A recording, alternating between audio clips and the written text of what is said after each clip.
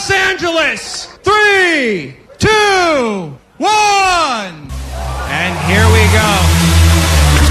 Klein Alley Show. 106.7 KROQ FM in HD Pasadena, Los Angeles, Orange County. This is the world famous KROQ. Oh, good morning. Welcome to your Wednesday. We are Klein Alley Show on KROQ. How the hell goes it? I am Klein. That is Alley. Good morning. You know him as DJ Omar Khan. Hey. Audio sniper extraordinaire in the back. Jake was very busy doing double duty yesterday. Not only as Jake Z Nerd, but he went back out there in the streets to make sure Jake's butthole, by the way. Sorry to interrupt. I thought that's what you meant by double duty. Yeah. That's the first thing that popped into my head. Triple duty, actually, yesterday, because in addition to him recovering from all the hot sauce we had during the Hot Ones Challenge, he was back in the streets trying to see how people were smelling during the big heat wave. And he brought his own deputy to join him for some pit stops. So I can't wait for this later this morning on the show. But, Jake, how did you recover as a result of all the wing sauce we ate yesterday that you said was going to wreak havoc with your innards? Surprisingly, it wasn't the worst. Really? Because you were really worried about it. And then after trying a few of them, we tried all of them, you were like, all right, I want to try the hottest one. Like, you did this to yourself in the end. And it still wasn't that bad? I might have this because I really do love spicy food, and there's a limit though. There's an invisible line that if I cross it, I'm in deep trouble, and I just happen to not cross it. Dude, I think most people would be in deep trouble if they even tried that hottest one.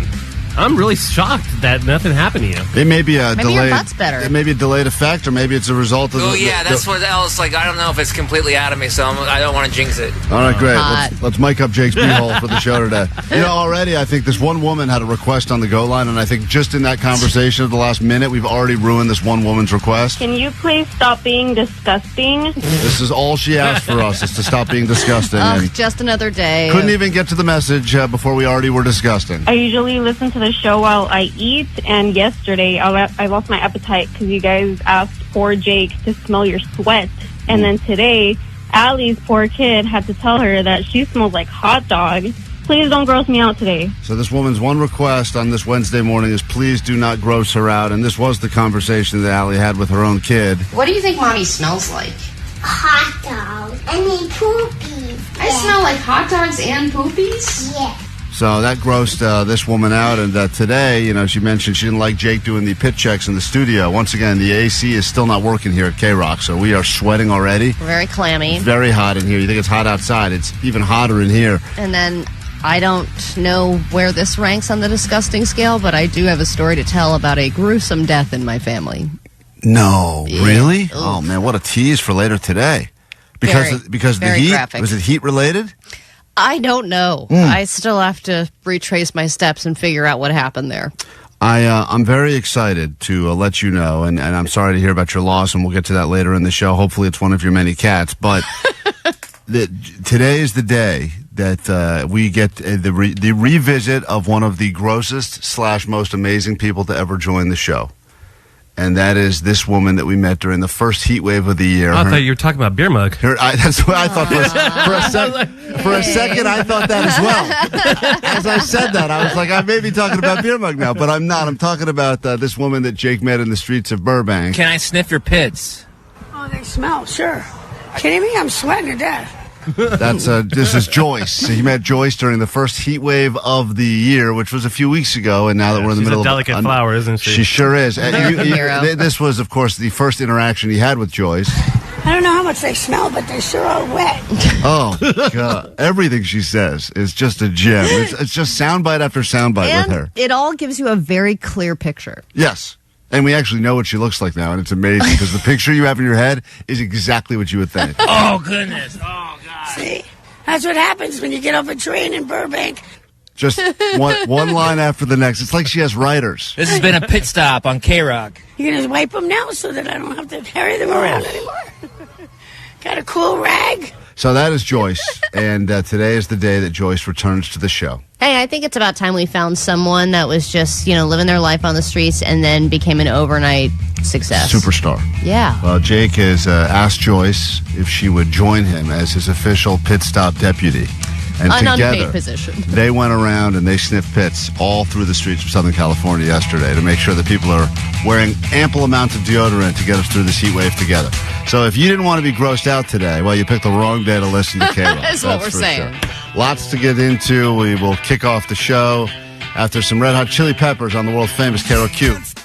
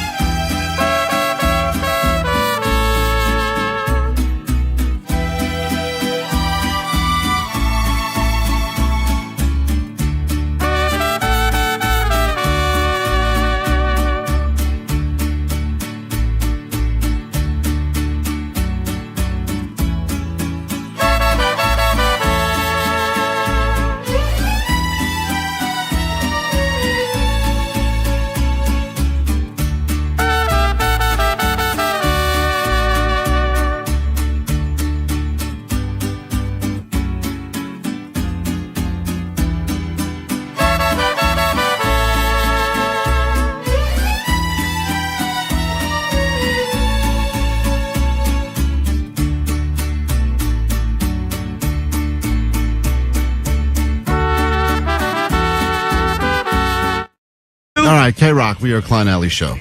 A lot of stuff to get into this morning, including we have officially been dubbed the worst state in the world, I think, to rent in right now. So we're going to get into a new round of guests to rent. People, it's always shocking to me when you hear about what people pay sometimes because it's terribly expensive, and other times people just have somehow been grandfathered into an amazing situation. Yeah. And I'm super jealous, and I hear about this all the time. Or sometimes when they find a new cheap situation, I'm like, how did you even find that? Right. Or a friend of a friend of a friend. Yeah. They took over a bedroom, then they bounced out, then they get the whole place, and they're paying like 1987 prices still. Dude, somehow. My mom's friend has a 2-bedroom in Hollywood apartment for $500 a month. What? Yeah, when I hear locked in, right? Where Fountain and I forget what that street is, but it's like in the heart of Hollywood. Yeah, position Wow. A. Position A, right there. And that is something that as soon as that person bounces out of there, that rent gets quadrupled. Or potentially more than that. But yeah. Those things have to be going for like $4,000, dude. So it blows my mind. I have such envy when I hear the stories. And people that have that kind of rent, they love working it in. They also know they're kind of stuck because they know they're never going to get a better situation like that again. So they're kind of locked in for life. But also, what a great situation to be in. Yeah, I mean, that's a big brag when you find a place that's affordable that actually has a good amount of space. And I have a friend who still lives in a place in San Francisco, and he was like, I think my landlord is dead. Oh, it's great. He's like, I send checks They're and gonna get cash? somebody cashes them, but I have not seen or heard from my landlord in years. And never been a rent raise? Nothing. That's amazing. No issues with the apartment or anything?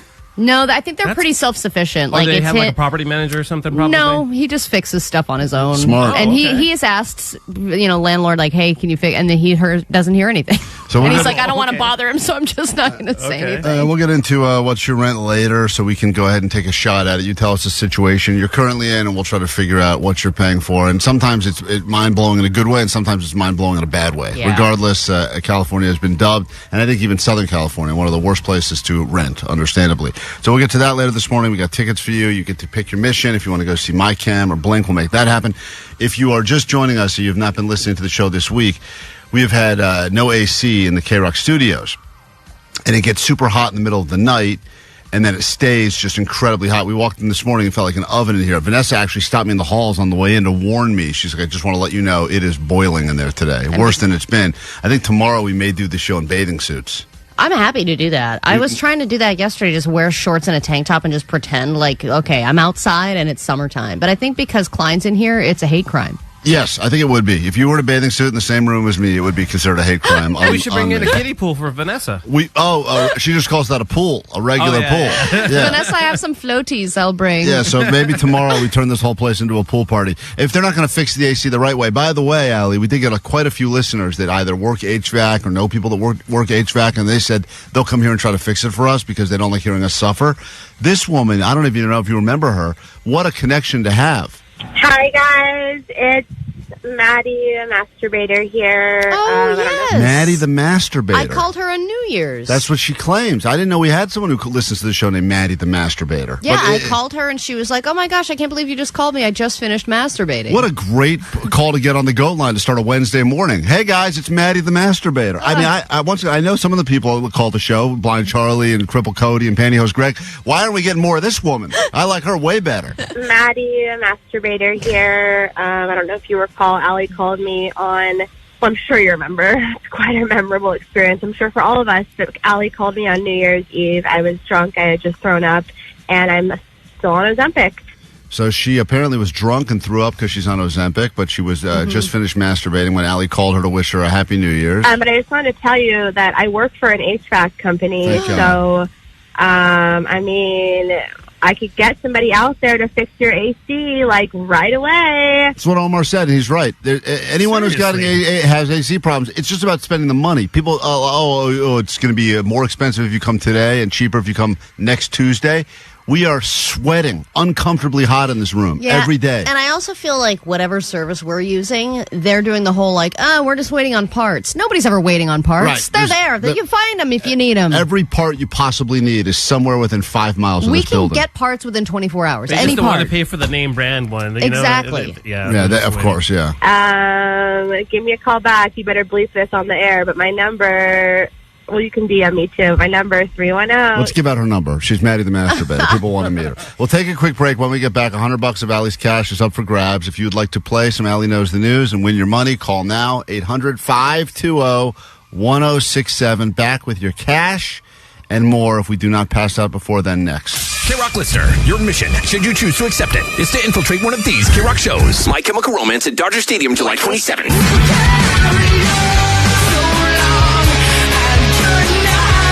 The Offspring at the Kia Forum, August 29th. Incubus and Into It Dome, October 4th. Let's go. Blink-182 at Acrisure Arena, October 5th.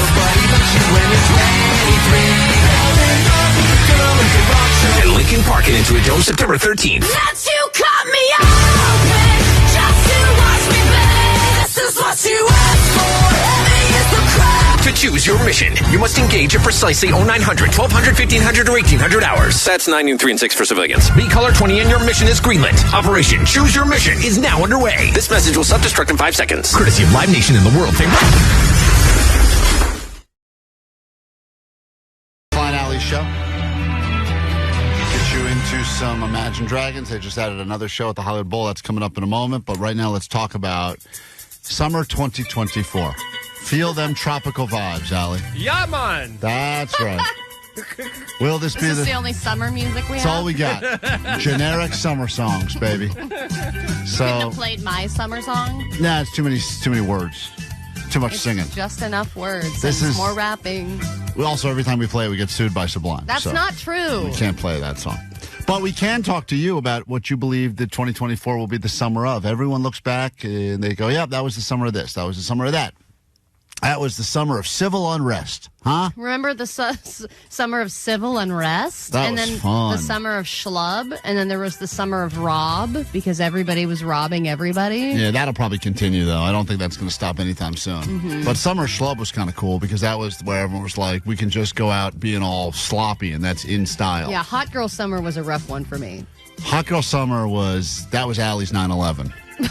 She will never forget. And she had to hide for 3 months inside during hot girl summer. But now we have to predict what the next summer is going to be. Let me say hi to Sierra. We'll take these calls. We all have our own predictions as well. And if anyone actually turns out to be right at the end of this whole thing, we'll give you something probably. Sierra, what's up?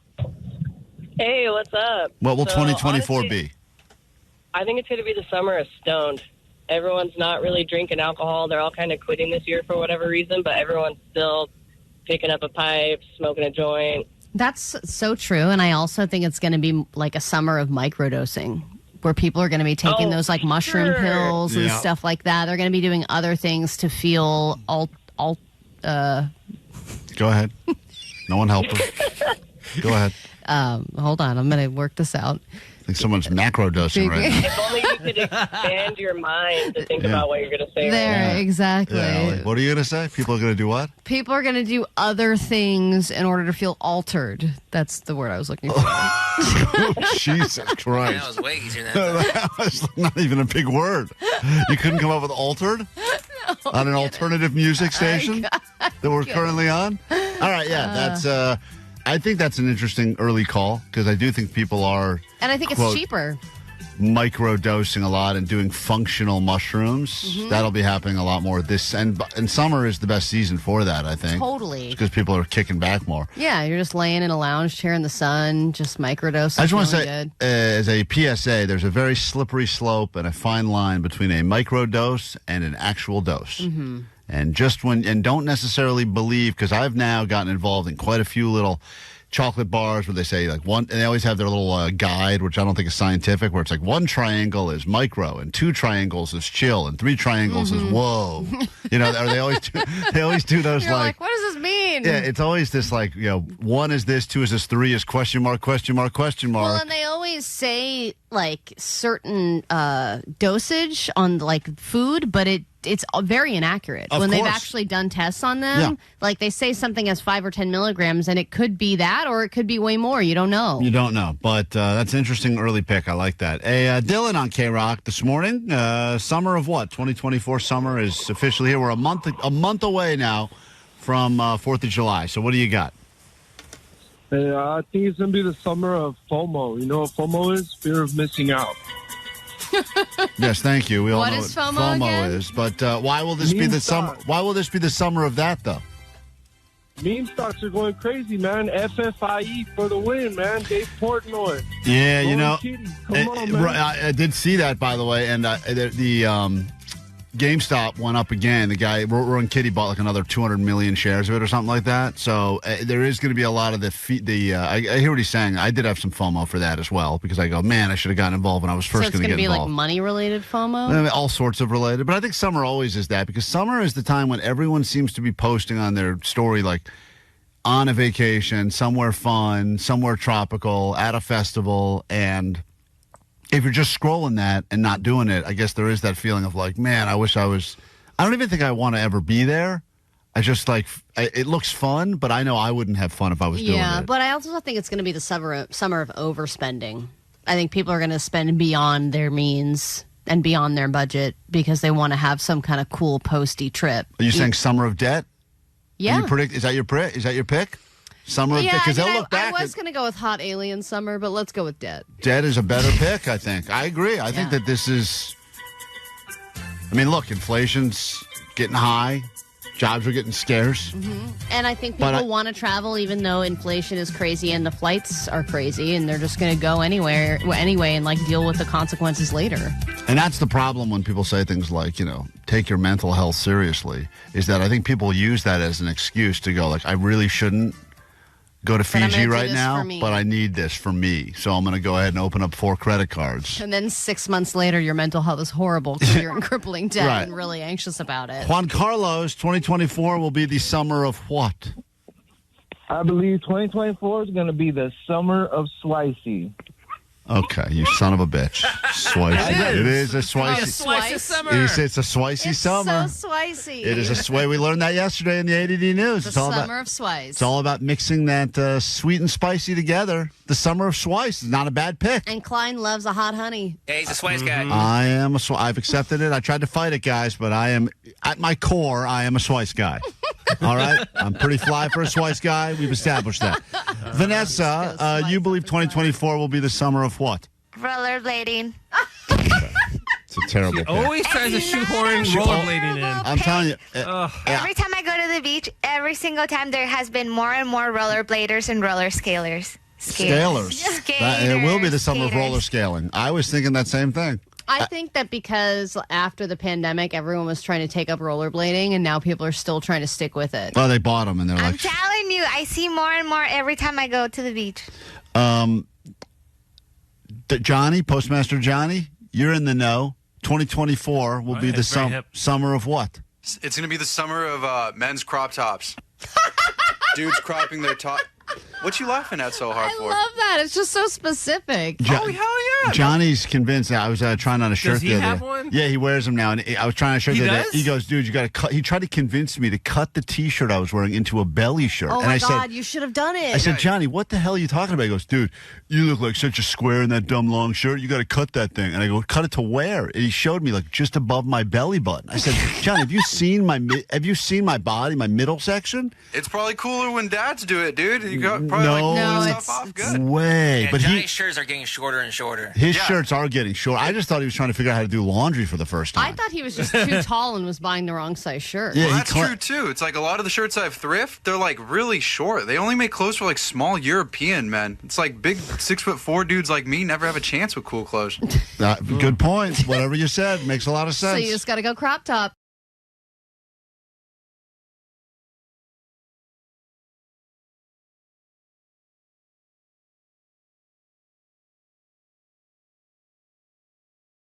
Hey, Rock, we are Klein Alley Show. Perhaps you're brand new to the show, in which case you've never listened to this before. Allie gets asked 5 questions about stuff going on in the news. She is going to deliver the news later this hour and all morning long with the A.D.D news, patent pending on the show. If you do better than she does, answer the questions more quickly, confidently, and accurately than she's able to, we give you $100 of her money. And let me rephrase that. She will give you $100 of her money. And this is still patent pending after all this time? That's right. We've never applied for a patent. So we just say that. We just say it's pending even though we've never done anything. It's actually patent pending because we haven't even started the process. Got it. Sounds more official that way. Let's add to Carlos in Compton. Hey, Carlos, good morning. Good morning, Klein and Alley Show. Morning. Pleasure to meet you. Like the energy. Allie's about to leave the studio, which will be nice for her because it's probably 20 degrees cooler out there than it is in here. Ugh. So she will go and cool down. I got 5 questions for you about stuff going on in the news. Answer them quickly, confidently, and accurately, and let's pay the people. Your round starts right now. Allie knows the news. All right, question 1. One of the stars of this show that normalized binge drinking died at the age of 76. Big story. What show was he on? Ooh, dang. What's the name? Married with Children? All right, go to question number 2. These iconic vehicles will be racing at the Indianapolis Speedway for the first time ever. Iconic vehicles racing. Indy. I'm going to say the original Daytona Plymouth Superbirds. All right. You know a lot more about cars than I do. Question number 3. FDA is recalling what vegetable as a salmonella outbreak has taken over 15 states? What is now being looked at and recalled by the FDA? What type of vegetable? It's got to be lettuce again. Question number 4. Salt and Pepper are currently suing their record label. Why are they suing their record label? Damn, that's a good question. I don't know. Using their likeness and their music? For what now? Say that again? Using their likeness without their approval? Okay, and finally, speaking of Peppa, big news in the world of Peppa Pig. Why is Peppa Pig in the news? Because they dropped a new season. All right, let's bring Allie in. We'll score it together. Never easy when you're on the hot seat. The hot seat's literally hot today as we've got no working AC here yet again in the KROQ studios. I feel like if I say it enough, eventually when we do pass out in here, we'll be able to litigate properly because we'll have days and days of us complaining about these working conditions. Yes. Hi. Question It's number bad. 1. Here we go. Allie's back. You're battling Carlos, Allie. Question 1. One of the stars of this show that normalized binge drinking died at the age of 76. What show was he on? He was on Cheers. Yeah, and his name was Norm, his character's name, George Wench. Unfortunately, Carlos gets married with children, so he does not get the point. Yeah, that story was everywhere yesterday. So it was a big story. I don't know how you missed it, but you did. So Allie's up 1-0 as we go to question number 2. Allie knows the news. These iconic vehicles will be racing at the Indianapolis Speedway for the first time ever. We have to have Vanessa cover this. The Wienermobiles. Yeah, he guessed one of the original cars from Daytona, but it is the Wienermobiles from Oscar Mayer will be having their first ever race at the Indianapolis 500. There's more than one? Apparently, there's a whole fleet of them, dude, and they're going to be racing each other, and I am so ready for it. Dude, a big dong race. Love it. Vanessa loves the hot dogs, and she'll love them even more when they're racing each other. Oh my God, she should be at the finish line with a tiny towel. Oh, wow, that'd be amazing. Tiny checker towel. Squirt mustard all over it. Question number 4. Question 3. Allie's up 2-0 as we go to question 3. The FDA is recalling what vegetable as a salmonella outbreak has hit over 15 states. Yikes, I didn't see. It's usually lettuce. Come on, you had bugs all over your lettuce He yesterday. said lettuce as well. Apparently this time it's Allie's favorite vegetable / sex toy.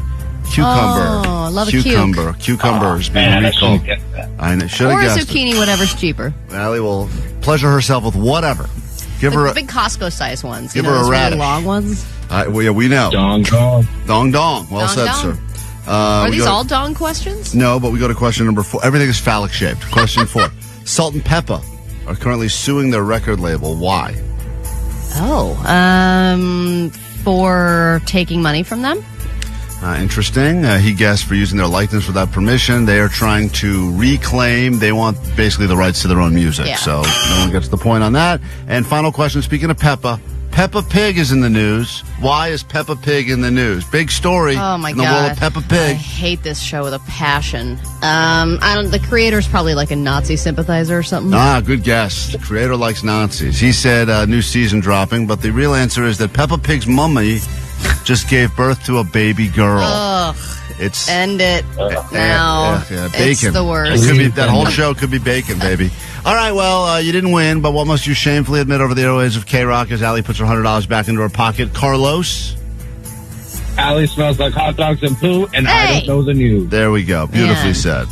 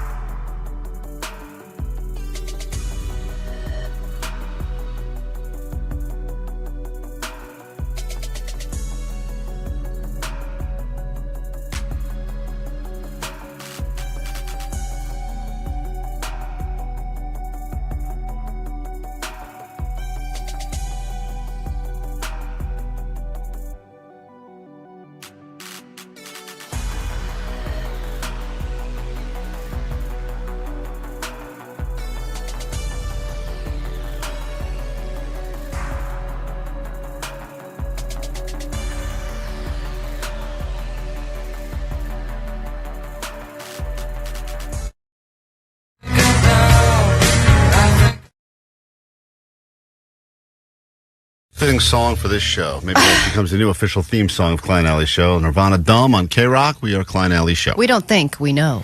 We know we are dumb. And I, again, know that I am because of something that happened last night while I was making dinner. A very busy day for me, and once I got home, I was trying to get dinner on the table. There was a lot going on. You know, there's things being spilled, trying to clean up, trying to feed the kid while cooking, a lot of chaos. At one point, my kid says, "Can we feed the fish?" and starts getting onto our kitchen table naked to do so. And I said, "Well, okay, let me back up. What's your kid just randomly naked for?" Allie's randomly naked a lot. Allie's house is like Lord of the Flies. It is. It's free range over there. It's complete free range. There's no rules. He wants to be free. He wants to free ball it. I understand. He gets... Okay. Isn't it great? I mean, I don't know. For me to say you need some order in that house is crazy, because you've heard the chaos that I live in. Well, what happened was he had gone swimming. So once he had gotten home from swimming, he takes his clothes off, and then I'm like, "Hey, let's put some clothes on." And he goes, "No, I want to be naked bun." So I say, "Okay, no problem." That's potty trained? Yeah. I mean, he don't lie. number ones, not number twos. Yeah. Twos could Aren't go you risking anywhere. a lot here? No, if he has to go number two, he will demand that I put a diaper on him. Oh, okay. So that he is calling the shots over there. He isn't he? yeah, it's starting to take over. So anyway, now I'm naked until I crap myself. You calling them Jake would love that life, by the way. I know. That is Jake's life. He's got a great life. So anyway, then he crawls up onto the table and he starts getting the fish food out, and he starts putting it, and we have two fish in the same tank with like a divider in between, because they're two beta fish. They don't like each other, but they have the same tank. So he puts it in one side, the fish comes up and starts eating it, puts it in the other side, nothing. And that fish is a little bit kind of like a lazy fish. He just doesn't really do a whole lot. He's like a slow swimmer. He kind of hangs out on the bottom a lot. And I'm like, whatever, he'll come up eventually. That doesn't happen. And Wesley starts going, "Where's the fishy? Where's the fishy?" And I'm like, "Well, hold on, let me look." I'm starting to turn the tank around, and then I see in the corner, not only is our fish dead, it has been dead for a while. I couldn't tell you. Could be a day, could be a few days. You definitely seem like the type of person that should get more pets in your house. I feel like that was my first thought. I was like, dude, Rhonda cannot find out about this. My cat lady, the one who's promised these two cats to us, because if she knows that I've killed an animal recently in our home, I think that's one of the done deals. Like, you can't adopt. Are you one of those idiots that put the fish tank near the window, and then when it got really hot out, the sun came through the window and cooked the fish? No, but you know how I am about the AC. Oh yeah, Allie's too cheap to run the AC. We're in a heat wave, and I didn't have the air conditioning on or anything. I can see Allie walking by the fish tank and seeing it like bubbling like this, and being like, "Well, they'll be fine. We're not putting the AC on until tonight." But you know as well as anybody, fish get knocked down pretty low on the priority list. When you have kids, you have other animals, you have full-time jobs, you have a house to maintain, blah blah blah. So even when I was feeding the fish, I would just kind of scoop here, scoop there, and walk away. I would not even really check to see if they were coming up to eat the fish or whatever, or the fish food. So then I start trying to scoop it up, and this thing is like cased in some kind of like weird bacteria at this point that has like congealed around it. Like, its eyes are a different color that wasn't when I got it, and I start scooping it up, and the thing falls apart completely. Oh man, that must have been dead for weeks. Dude, it was like becoming part of the water. Like, parts of its tail were coming off. It like split in half as soon as I was like trying to gently pick it up with a spoon. I was like, oh my God. It was what kind of spoons you use? gruesome. Like a spoon you would eat off of? Yeah, that's all it was the one I was cooking my salmon with. Oh my God. Fish to fish. It's all fish. I didn't put it back in the salmon. I just put it in the sink to wash it off later. Allie. And Katie was like, "How should we dispose of it?" And I was like, "Well, it's kind of weird to put it down the toilet because it's just in pieces at this point. Like, there's no, hey, let's gather around and have a moment of silence for the fish," because what was the fish's name?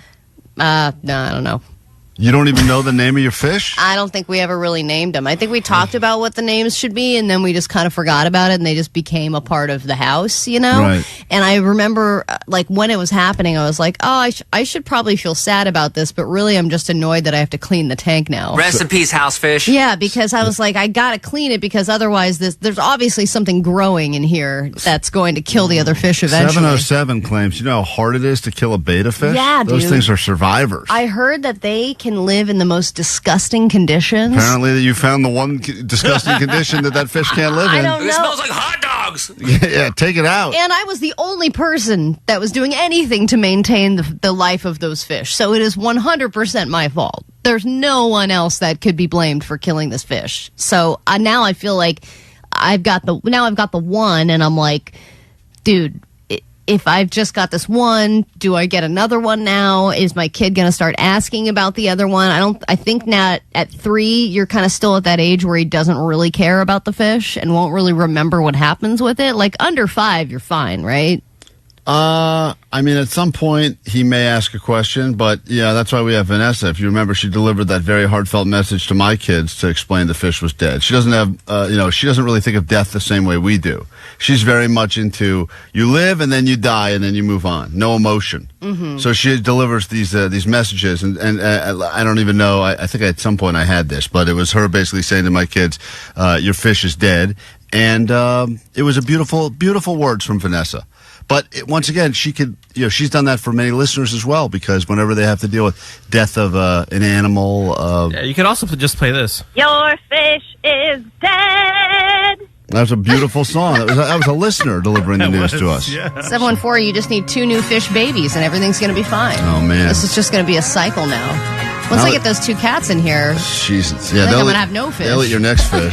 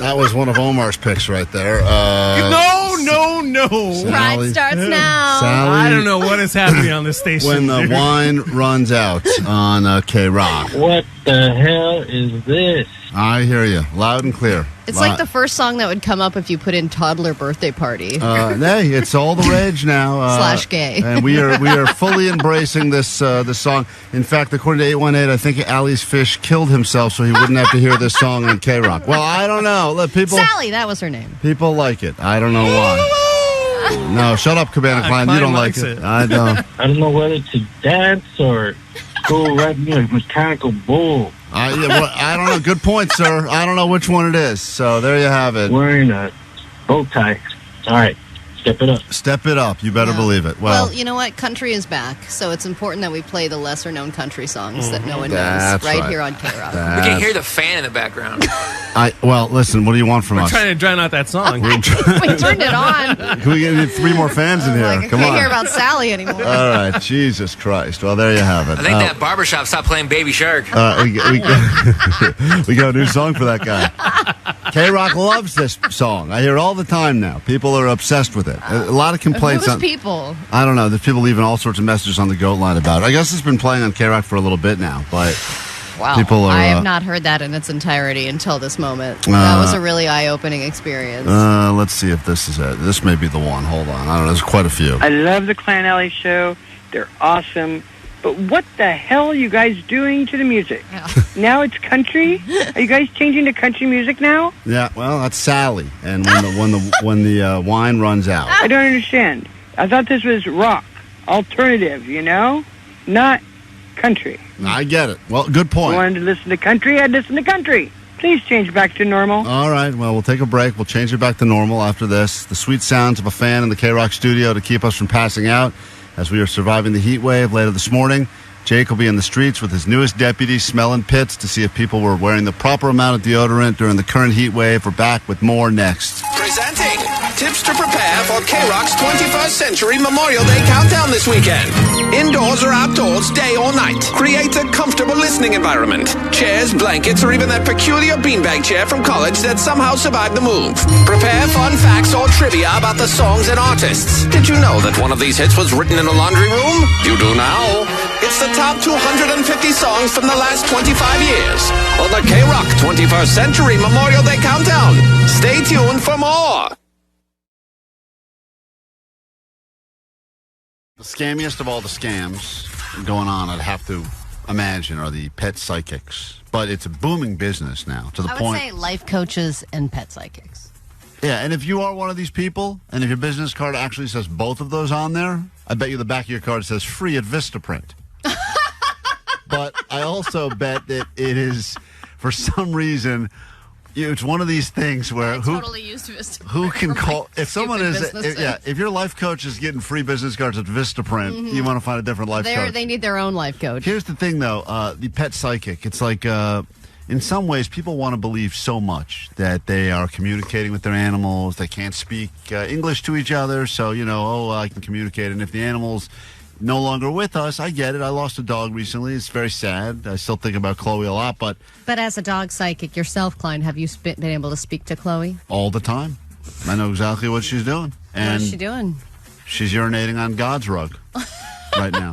And the reality is, if you'd like to connect with a pet, present and or past pet, you can call us at 800-520-1067. I will give you a free connection with your animal, something that would cost you normally hundreds, if not thousands of dollars. And a lot of these pet psychics, the really good ones, you can't even get with them because the wait is like 2-3 years. Yeah, one of the last ones we talked to, I think it was like a 3-year wait list. And Klein will not only talk to your dead dog, but will also read the mind of your current dog, because that's what some of these psychic mediums do. Dog, cat, hamster, whatever you're into. Yeah. I'm going to go ahead and turn. I was also a skeptic, but What's Kibby thinking? Kibby's thinking, please end it. Yeah. kill me. I know that too, and I No, don't she know likes what it. Kimmy wants out of that relationship so badly, and everyone knows that. You don't have to have special power. Yeah, And if don't you- pay $1 for that advice. 800-520-1067. I'll only have time for a few of them, so you got to get through early because if not, He's going to have a wait list by the time I we're will. done here. I will also be back jammed through 2028. The reason that we're bringing this up too is that there is another dog medium / pet medium who was speaking out about whether or not dogs can see ghosts, and she seems to think that all dogs can see ghosts, but not all humans can see ghosts. So you have to be in tune with your dog and connecting with your dog in order for them to tell you whether you're in a house that is full of ghosts and whether they're threatening spirits and all that stuff. And if you have a dog who is having weird behavior, they of course can sense that stuff because they have a sixth sense that humans don't have. They can smell better, they can hear better, they can see better.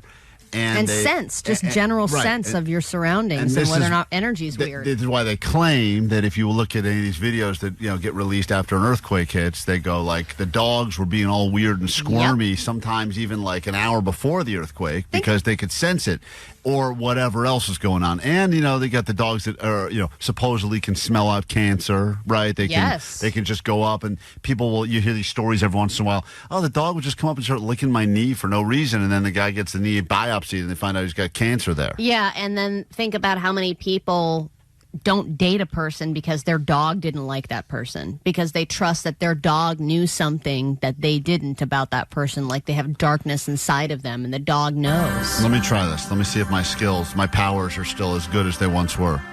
800-520-1067. Diana. Hi. Hi, I want you to think of the animal that I'm going to connect with, okay?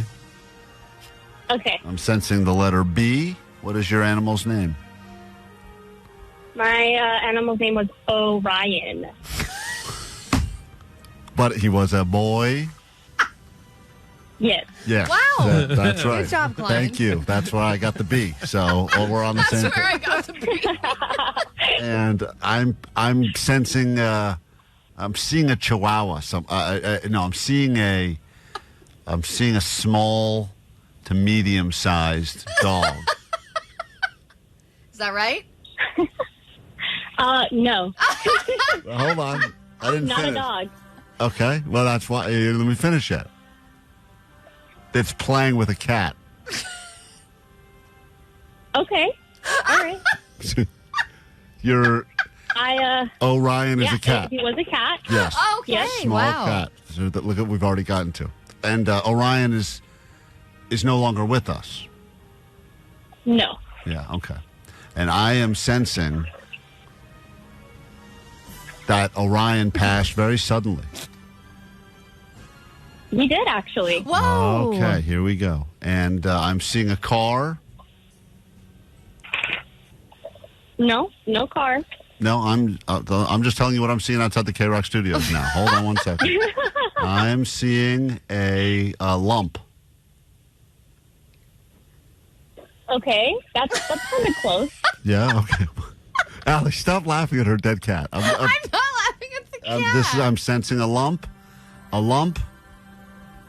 that ended up being Totally fine. no. This was not a lovely lady lump, Allie. This was a problem. What happened? The cat had cancer? No, he actually Right. No, I know. had Don't a tell heart me. condition. A heart condition. Yes. Okay. Yes. You just repeated what she said. Don't worry. You just have to do. Here, I want you to know something. Your cat right now, this is the most important part of the whole reading. She's doing great. Uh-huh. And she's thinking about you right now. And she wants... Well, it's a he. Oh, right. Boy, B for boy. Hold on. Shut That's up. where you got the B. He wants me to tell you that he's a she now.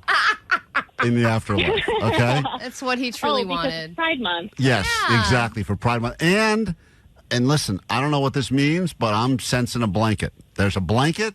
I don't know if there was a blanket that she really liked, or a blanket that you like, or you've ever bought a blanket. Yeah, I own multiple blankets. Oh my crazy. I own multiple. If you're not if you guys are not a believer yet, I mean, this is like. Oh my God! Let's see if you can do got it, Klein. I think you did. All right. great. Do you feel better now that you've been reconnected with whatever his name? whatever the hell? 100%. Okay, good. All right. That's nice. All right, that's why we're here. That's why Thank you do it, Klein, because you want to help. I just people. want to help. I just want to help, Allie. I'm just a helper. Give people closure. Let me say hi to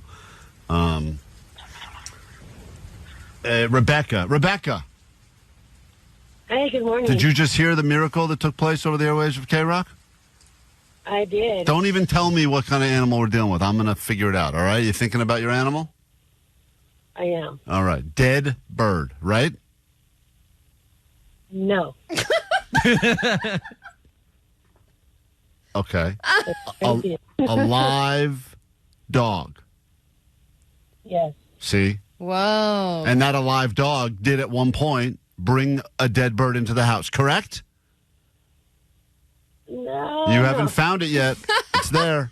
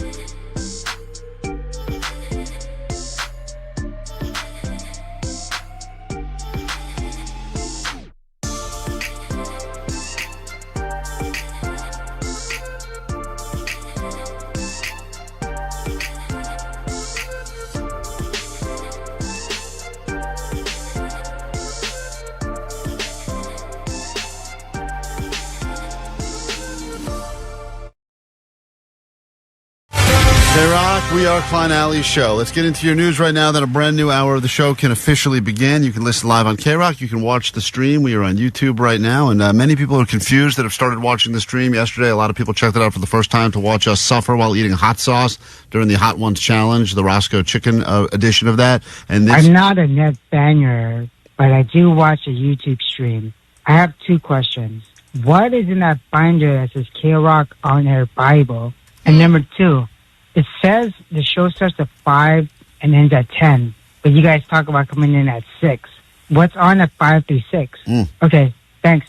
I'm Rip Nasty. The only way to find out is to listen from 5 to 6, and then you will know exactly what is on. That's the really racy stuff. Some version of this show where we don't have to play by the FCC rules. It's a lot of F words and N words. Allie does it all hour long. Yep, one an hour. Totally inappropriate, but she does it anyway. But also that KROQ Bible, I think, just has old liners from like 6 years ago. Yeah, I think there's nothing good in there. Yeah, I have never opened that book, but apparently it's important because it does say KROQ On Air Bible, and I don't think I've ever opened it in the 5 years I've worked here. I think there's instructions in case, like, you know, S hits the fan and we're supposed to put the... Or how to run an autopilot. EAS test. I'm going to tell you guys what's in there. I don't even want to know what's in there. I'd rather not know. I want to know. You want to know what's in there?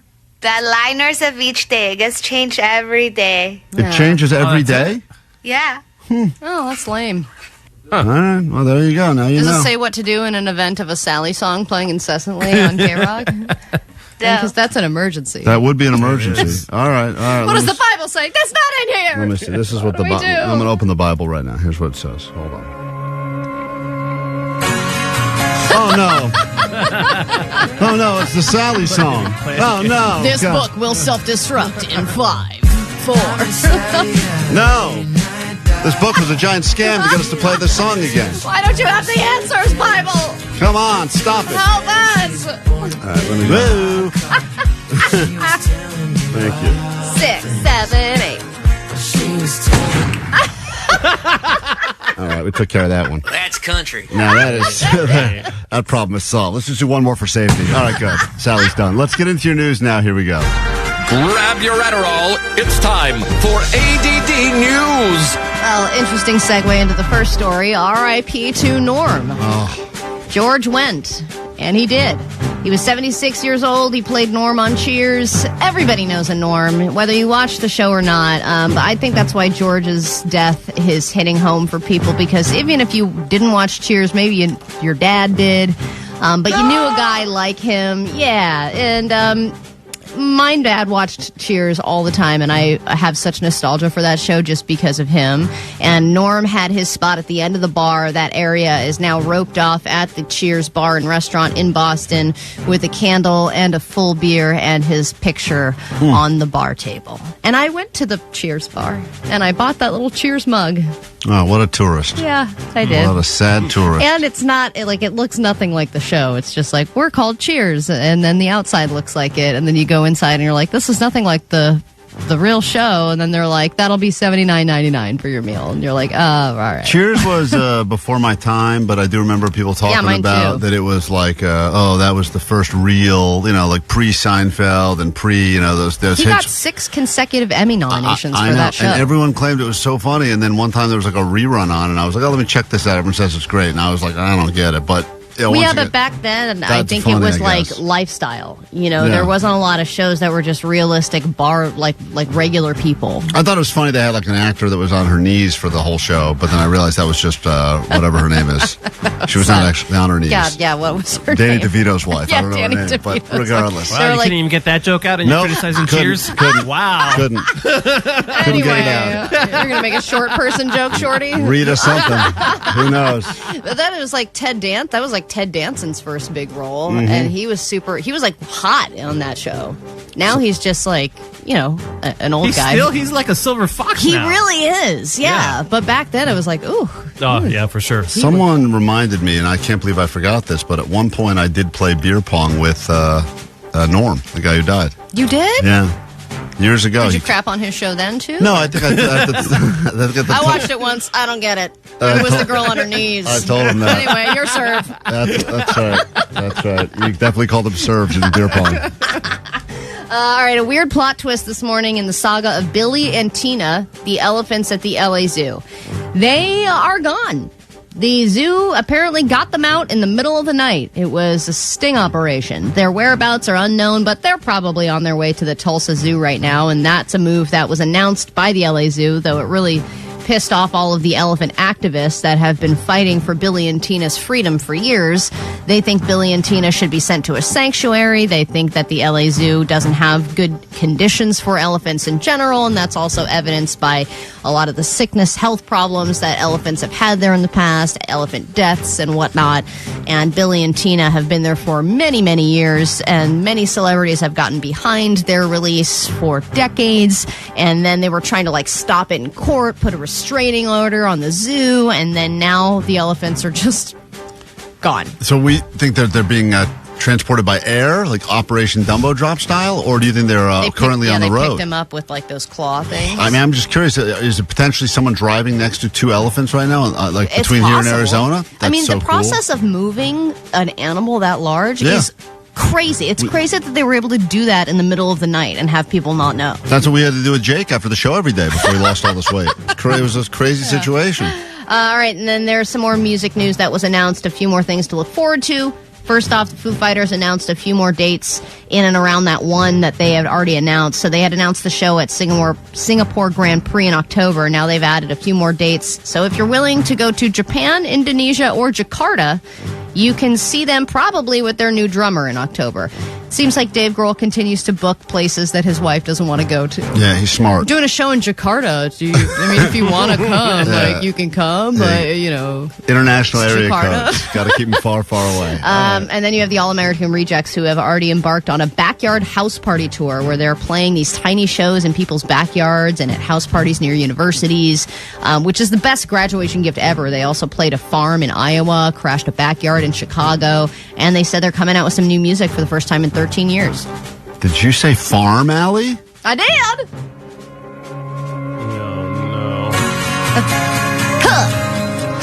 Someone said, because you guys started playing this song, I'm now heading over to another radio show to listen to celebrity birthdays. No! Oh, no. We're losing listeners now. See that? I thought we shot Sally. What happened? Come on. She's back. How's that possible? There she goes. Let's get into a brand new hour of the show right now. Here we go. Klein Alley Show. 106.7 KROQ FM in HD Pasadena, Los Angeles, Orange County. This is the world famous KROQ. All right, welcome to the Klein Sally Show. I'm Klein, that is Sally. You got Allie? DJ. Oh, I'll call you Allie, excuse me. You want to be Allie or Sally? I think I want to be Sally. All right, that's Sally. I'm Klein. There's DJ Omar Khan. You got Jason Nerd, Postmaster Johnny, and Vanessa taking your calls in the back. 800-520-1067. What an hour to be alive. Get into a little round of what's your rent. Some people love bragging about the crazy rent deals they have. Others proving the point that we live in apparently the worst rent place in America, if not the world. And we will get into that later this hour. People bragging about the situations, and others. So it kind of goes one of two ways. Someone goes like, I have a studio. It's not even, I can't even fit a, full-size mattress in it. And I'm paying $4,000 a month because I live, close to the Hollywood Bowl. And then there's other people that are like, dude, I have a house, 3-bedroom house, been there for a while, and my rent is locked in at $750. That's You're like, 714. what? They're a bragger. I'm a little behind, but I've been in the same 1,500 square foot townhouse in Orange for $2,000 a month for 13 years, and I have never had my rent raised once. Unbelievable. So give you an opportunity to flex that rent. We'll try to figure out exactly what it is you're paying based on what you tell us and see if it's true, because new research is out this week that just shows how bad rent has gotten right here. Allie mentioned about this band just a few moments ago. And if you don't want to go all the way to Jakarta to see them, we'll give them to you right now on KROQ. And then this is the thing I'm looking forward to most this hour. Heat wave is officially underway. Jake hit the streets with his new deputy to sniff some pits and figure out if people were deodorant ready. His brand new deputy, known as Deputy Joyce, Moist Joyce. Oh, what a is nickname. Very, very damp, as we know, because she sweats a lot. And her and Jake hit the streets together. We have the audio to share with you next.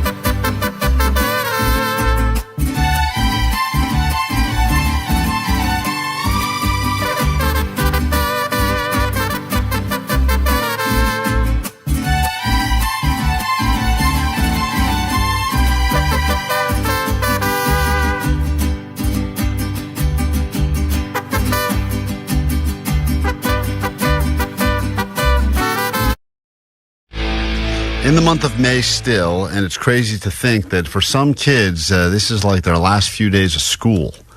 I know it's going to sound redundant and stupid to be shocked by this every year, but it does feel like all of a sudden it's just over. And, well, it does feel like it gets earlier and earlier. Well, I knew my kids only had a few weeks left, and then Omar was telling me, they're done tomorrow. Omar, the one-upper, is like, my kids are done tomorrow. Yeah. Summer has begun. I'm like, what? They're so giddy, man. They're just like out of control right now. There's no better feeling in your life, and I know everyone will say, youth is wasted on the young, and you'll never appreciate how good it gets. And I was really racking my brain last night, just thinking, is there anything in the adult world that's the equivalent of the excitement you feel as you are winding down that last week of the school year? And it is a feeling you get, annually for a while. And I don't think there is an equivalent, because as a kid, you don't have any responsibilities. So as an adult, even though there's the day you start a vacation, that's cool, but you still had to plan your entire vacation. You still have to,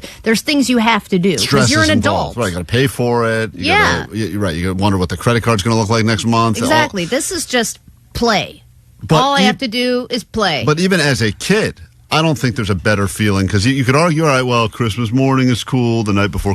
I don't think anything comes close to, as Omar talked about, that level of giddiness, excitement. It's almost this, like, everyone is given up sort of vibe, but, like, we're just going through the motions. You're like, I'm going to wake up and have a breakfast popsicle. Yeah, I'm going to get in the pool. I'm going to spend all day in there to the point where I'm wrinkled and sunburned, and I'll do it all again the next day. Yeah, and, like, it does feel like, in some ways, summer becomes, if you're a kid, it's like almost like the Bermuda Triangle of international waters. Like, nothing really, all the rules that you used to have during the, like you said, popsicle for breakfast, what the hell, why not? It's the summer. And you start finding new dangerous things to do. Like, I remember one summer we discovered that we could jump off of our roof into our pool. Oh, hell yeah. And we were like, let's do that all summer. And I think then eventually we were not just jumping, we were diving into the pool from the roof, and I think we could have died, but it was pretty empowering. I also had the summer of theft. Cool. I figured out that, it was easy to shoplift, so we would shoplift every day.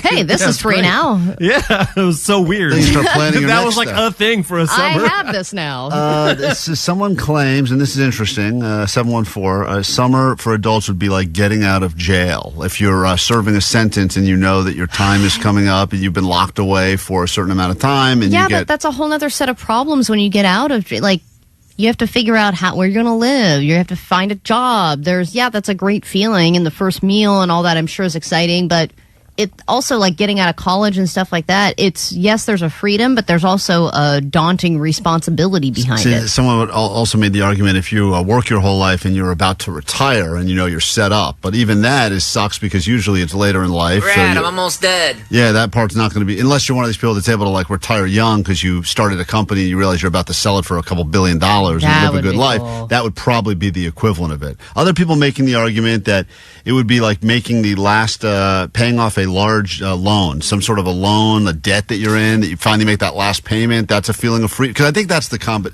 It's a little freedom, but it's not the same. The feeling of freedom, you're right. I think the feeling you get as a kid the last week of school or getting into summer it's freedom is coming up, and it is the fact that all of the best parts of being a kid are about to happen at once. There's no F's given, man, for months. Yeah. Right. 3 whole months of nothing, just nothing but vacation and fun. Yeah, that's like nothing beats that. The other argument someone made here is it's the only adult. This is from 714 is knowing that you're going to have sex with someone for the first time. No, I still think that's good, but yes, summer's better.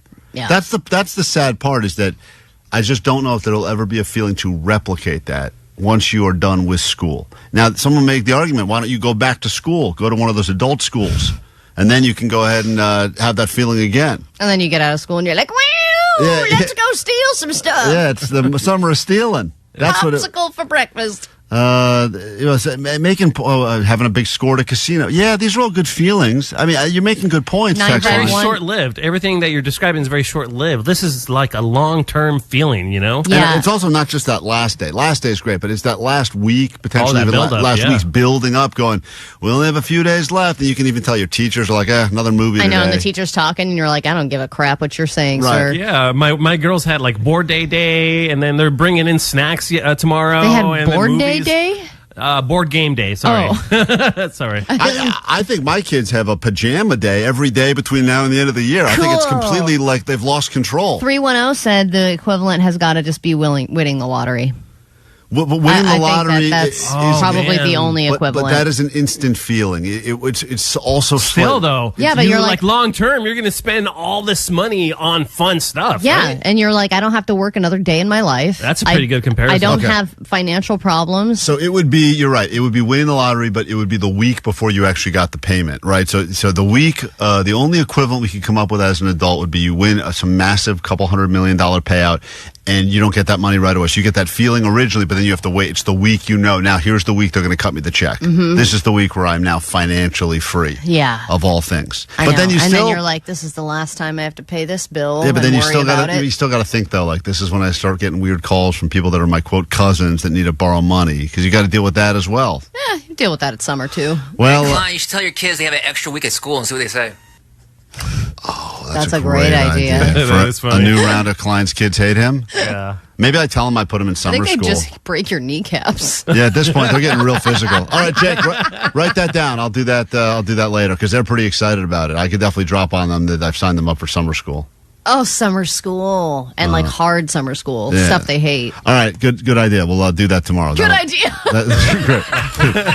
My kids will hate that. Great idea. My kids were just starting to like me again, but let's go ahead and do that. We'll do that on tomorrow's show. We'll be back in a second. When we return, guys, get ready. Got a cool rag. For Joyce. She's back. It was a legitimate pit checks in the streets, a pit stop happening all over Southern California.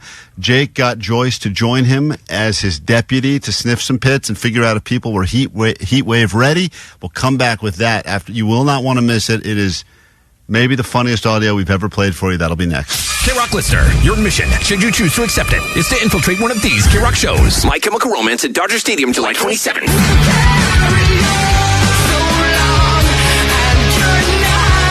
The Offspring at the Kia Forum, August 29th. Yeah? Incubus at Into It Dome, October 4th. Let's go.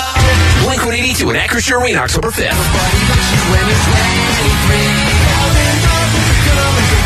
And Linkin Park at Into It Dome, September 13th. That's you cut me open just to watch me play. This is what you asked for. Heavy is the crowd. To choose your mission, you must engage at precisely 0900, 1200, 1500, or 1800 hours. That's 9 noon, 3 and 6 for civilians. Be color 20 and your mission is greenlit. Operation Choose Your Mission is now underway. This message will self-destruct in 5 seconds. Courtesy of Live Nation and the World Famous. You should check out our YouTube right now because Suave Gavi's in studio. He's going to give us the official ruling on this tequila to see if she got ripped off. Now, everyone on Reddit says there's a giant scam that happens, especially at cruise ship port of calls, where they will sell tequila. It's the worst bottom of the bottom tequila. Tell you can only get it here. If this was in America, this would be $10,000 a bottle. Here you're getting a deal, and you're going to let us know. I didn't think it tasted great when I drank it. Allie thought it went down smooth. I thought it was smooth, but that doesn't necessarily mean it's good, right? He had it first smell of it. Well, and we should also say that before we came on just now, you said that you needed to warm up your mouth. Right. So I'm That's not how sure Johnny got hired here. Yeah. Well, hey. Come on, warm up our mouths, Johnny. They're getting cold. Right. Well, when you drink tequila or any kind of spirit, what you got to do first is swish it around your mouth and get your mouth warmed up, your tongue, if you will, Right. because you're ready to accept all these flavors in the party that's about to happen. Right. So, dance party. That's right.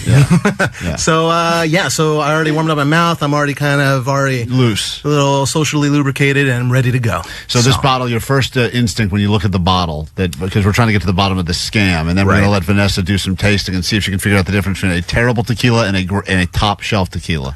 Right. So the bottle, it's pretty. I mean, it's got the cool, it looks authentic, right? Mm-hmm. I did a lot of research before coming here. Couldn't find much about this brand. About this brand. Ila Maya? Yeah.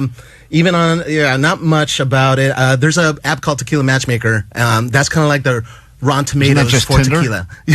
You can meet a lot of people on Tequila Matchmaker too. I believe it. But and there's It's like the Bible for tequila aficionados, and there's nothing. Doesn't exist. It doesn't exist. And let me tell you why. So- Because it was locally made. So what's the biggest local, as everyone knows? Right. It's small batch, more baby. expensive, baby. Right. Okay.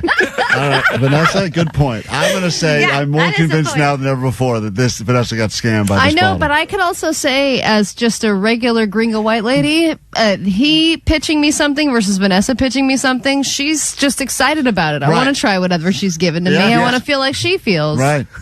So yeah, the thing is that this bottle, we bought it for $65.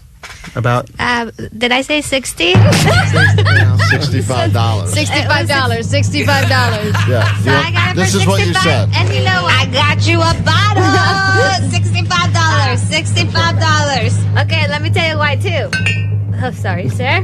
Because if you feel the bottle, it has texture. Oh, yeah, because it's raised. That's money. And also, it's not small. You guys thought I got you the tiny bottle. I got you a big bottle. Wow, that's Dude, a I'm ready to normal buy size. Vanessa's tequila All right, bottle. Vanessa, I'll Costco buy your size. gasoline drink.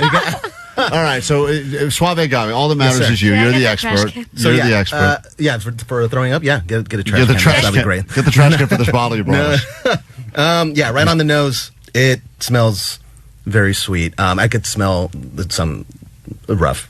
Rough, Yeah, rough. let me go in for a And I dive. want to get an actual estimate as to what you think this bottle of tequila. All the lengths we go through on this show just to try to prove each other right and wrong is really kind of crazy. Maybe he changes his tune. Vanessa paid $65. Said it was the best bottle of tequila in Mexico. Okay, so I thought it was so smooth. It is smooth. And so there's 4 additives that you can add in tequila, which is glycerin, which makes it smooth, caramel coloring, oak extract, and sugar-based syrups. So that's why you tasted sweet. So it tastes sweet right off the bat. And that's what, then you can, once you kind of train your palate and all, you could sense what Do all that like sweetness bad ones goes for. smell sweet? A lot of them do, yes. Yes. Glycerin Jake, are you with me? is. I know. Glycerin. I'm trying to learn. Glycerin, I would imagine, is not usually something they would brag about being in their tequila. No, but if it's under 1%, so the CRT allows any tequila brand to have at least 1% of additives in a bottle, and then they can still say it's additive free. So got it. So that's what they Julio told or any of the- Vanessa. Was exactly. that doesn't have any additives. It has no additives. It's natural, of Right. course. Do you think it's that organic. After your All sip, tequilas do you believe that is no additives? That has plenty of additives. A lot. in there. Yeah. Yes. What percentage would you guess are added? 90%. No, wow, that's such a. Well, it's amazing. Vanessa's so upset It's the now. American way. Vanessa, I are know. you sad because you feel like you got ripped off, or? But it's good. It's not bad. I mean, if you like it in a drink, I had a whole experience. I was having a great time. Well, this is the thing. We're going to recreate your experience right now. This is why Suave Agave is here. We wanted to give you a proper tequila tasting. It's your birthday. It was your birthday. That's right. And so we're going to try 3 tequilas. One of them is bottom shelf, one is mid, and one is top shelf. Let's see if your tongue learned anything on your cruise to Mexico. And we'll all be drinking together. The Yay. tequila fun will continue with Suave Agave right here on the World Famous KROQ.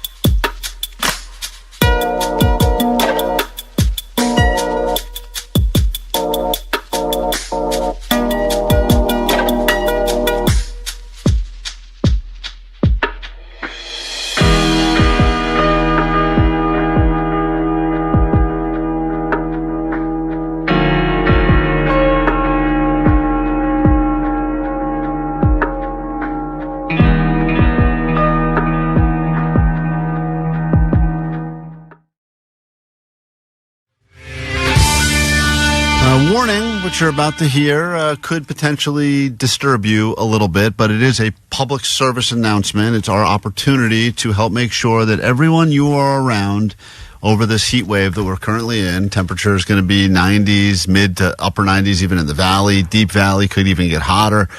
Where we are right now, which is Miracle Mile, says highs high 80s, but it's going to change depending on where you are. And I'm sure down by the beach it's probably 40 degrees. Regardless, we wanted to make sure that you're not around people that stink like B.O. And sometimes, like Allie yesterday, forgot to wear her deodorant.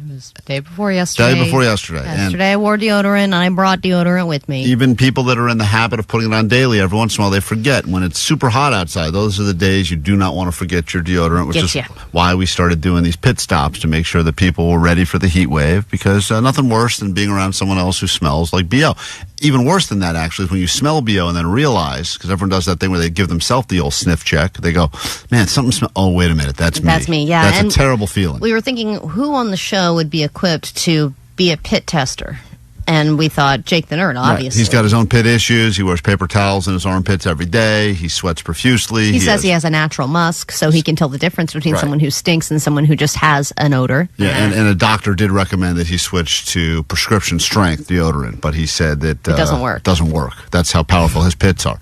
So last time we sent him out into the streets, we met someone by the name of Joyce, and if you didn't hear that, or even if you did, this was his first encounter with Joyce, Moist Joyce as we call her. Can I sniff your pits? Oh, they smell, sure. Kidding me? I'm sweating to death. I don't know how much they smell, but they sure are wet. Ugh. She's a lovely lady, but everything she said was truly revolting. Oh, goodness. Oh, God. See? That's what happens when you get off a train in Burbank. Train travel in Burbank has gone down 300% since this interview happened. Right, the L.A. Metro. So she claims that that's why she was so stanky that day that Jake met her, and that is another day where temperatures got into the mid-90s. This has been a pit stop on KROQ. You're going to wipe them now so that I don't have to carry them around anymore? Got a cool rag? So everything she said was gross, but that was Joyce, and Jake said that he ran into her again. He now knows kind of where she hangs out, which ironically is near the bar where Jake goes to on a regular basis. Yeah, and doesn't she have a nickname there? Yes, she does. Is it Moist Joyce? It is now. Okay. What was it before? Chunky Brewster. Seriously? Oh. Is that her nickname, or? And you think that you do not have a nickname at this bar? Yeah, Jake, you're convinced you don't have a nickname at this bar, and they call her Chunky Brewster? I think so. Yeah. I mean, he definitely has a nickname, right? Jake approached her. Great one. Approached her yesterday to see if she would join him to become his deputy. Pit stop deputy, to go up to people and help sniff the pits and make sure everyone was deodorant ready. And this is how that went. Hi, nice to meet you. Are you KROQ? So she already forgets that she's met Jake before. I mean, if someone comes up and asks to sniff your pits, you'd think you'd remember that person. Or maybe she gets asked every day. All the time. I am. My name is Joyce. Joyce. I love the Metrolink. I like to get away from the heat. It's been a little warm. You want to smell my pit? Well, what's going to happen today is... Well, I thought this going differently. Yeah, Jake, you didn't want to sniff her pits again? That was good. Well, what's going to happen today is I was wondering if you will be my pit stop deputy, so you go around with me. Okay, can I rub into my pit and carry it on my fingers and give them a smell or lick first? Well, What? She just took this idea and elevated it. Jesus Christ. I love that she thinks the idea is everyone walking around and smelling her pits. Right. Yeah, she's like, you're making it easier. I'll just move the smell right to my fingers. Oh. It's just so revolting. No. We're doing the opposite ways. We're smelling their pits. Okay, let's see who's out there. Are you down to help me with that? Oh, yeah, I'm trying to help you with that. How far are we going? I'm going to find some people, and I'll bring them out here. Are you going to bring them outside? Yeah, you're going to sit out here? Sure. No problem. So you want me to stay right here where I am 8 hours a day? So Jake went inside the bar to try to find people that would come out and be a part of the pit stop. And once again, we are doing this as a service to humanity, specifically Southern California. And this is Jake's newest deputy, Moist Joyce. Thanks. I am the pit stop gal. So she's renamed herself the Pit Stop Gal, and she's very with the catchphrases. She's everything she says. It could be a bumper sticker. I mean, she's good. You're a pit stop deputy. Oh, pit stop deputy. And Can I get a badge? Oh, I should have made you a badge, huh? Oh, yeah, most definitely. We'll do that next time. So the first person that they brought out, surprisingly, Allie, it didn't go well. And I don't know what about this didn't go well, but the first crop of people really wanted nothing to do with the pit stops. What's your name? Merritt. Merritt from where? Burbank. Merritt, it's been a hot day. How you staying cool? Having a wonderful cider. On a hot day like this, it's important to stay smelling fresh. When's the last time you put on deodorant? This morning? Do you mind if I give you a KROQ pit stop and sniff your pits? No. So, Jake. If someone's answer is, I have a wonderful cider. Right. They're probably not going to be game for this. So she did not want that at all, and that's why we have the deputy as well, because we understood that sometimes women could be uncomfortable if a man comes up and asks to sniff their pits. So we decided, let's make sure that Joyce is there as the deputy to also make people feel comfortable. And sniff your pits? No. What about, can my deputy sniff your pits? Come on, please. Oh. She's so disappointed. Her first case as deputy and pit sniffer was a complete fail because Come on, give me a little hit. Why don't you? she really wanted it. I appreciate that. Yeah. Thank you so much. This has been a KROQ pit stop. All right. So that one didn't go great. And then there was a second fail in a row, and this was Nick. And unfortunately, Nick also was not a fan of having his pit sniffed by Joyce or Jake. And it did not go well. Slow start to the pit stop. It's been a hot day. How you staying cool? Oh, with this hot chick right here. Yeah. Oh, I love it. So I don't think he was necessarily talking about Joyce, Oh, but really? I think it was. But Joyce took it as a compliment for her, so we'll let her have that one. So since it's a hot day, it's important to stay fresh and smelling good. Shut up.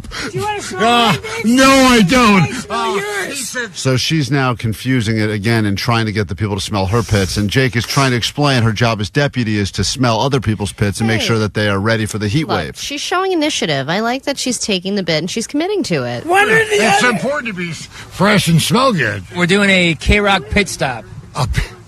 Is it okay if... Oh, you're heading to the right place. A KROQ pig stop? Pit stop. Oh, pit stop. He thought it was a pig stop. And he said, I came to the right place. He's that excited. Such a strange reaction. I thought you said pig stop. Oh, that's why I pulled over for nothing. Is it okay if me and my deputy here sniff your pits? No, it's not. No, you got $20? He wanted $20 for Jake to smell his armpits. I don't. We get $20 to sniff your pits? No, a lot more than that. Mine? I'm going to give it to her. Will you sniff mine? Holding that sign. No, I won't. So now, once again, No, I won't sniff So Jake apparently had to have a pep talk with her and explain to her, this is what we're doing. We're not, no one's going to smell your pits. derailing it, Right. yeah. And then finally, Allie, they get back on track and they have their first successful pit stop. I like also that this man refused and thought it was disgusting, and he was going to pull over for a pig stop. Yeah, pig stop, no problem. But a pit stop, that's where he draws the Get line. outta here. So finally, Jake starts to have some success, and I think we made parts of Southern California smell a little bit better yesterday as a result of this. What's your name? I'm Ronald. Ronald from where? From Burbank. We're going around and giving people a KROQ pit stop. Nice. I got to ask you if I can check your pits. Can I sniff your pits to see how fresh you are on this hot day? Yeah, go ahead. Yeah, this is my deputy, Joyce. Whoa! I not only want to smell them, I want to touch them. So she's really into it, way more than we thought she would be. You got to give him a smell. Give him a smell. You got to give me a rating. Oh, that's a 9 flower, baby. That's a 9, yeah. Let me see. That's some good and ripe. Oh, that is nice. So That's some good ripe S. she's a big fan of this man's pits. And she was rubbing him really hard, too. This has been a KROQ pit stop. So that was Ronald. And then all of a sudden, people started lining up because they wanted to figure out if they were heat wave ready for their pits. They were lining up. Yeah, Jake said he had to leave early because the line wouldn't stop people that wanted to know if they had good smelling pits. What's your name? My name's Lila. Lila from where? I live in Studio City. Lila, how are you staying cool today? I'm staying in the bar. I'm staying in a bar to stay cool. We're going around giving people a KROQ pit stop. Can either me or my deputy here sniff your pits? Sure, go for it. Yeah? All right, go ahead, Joyce. Go first. Oh, delicious!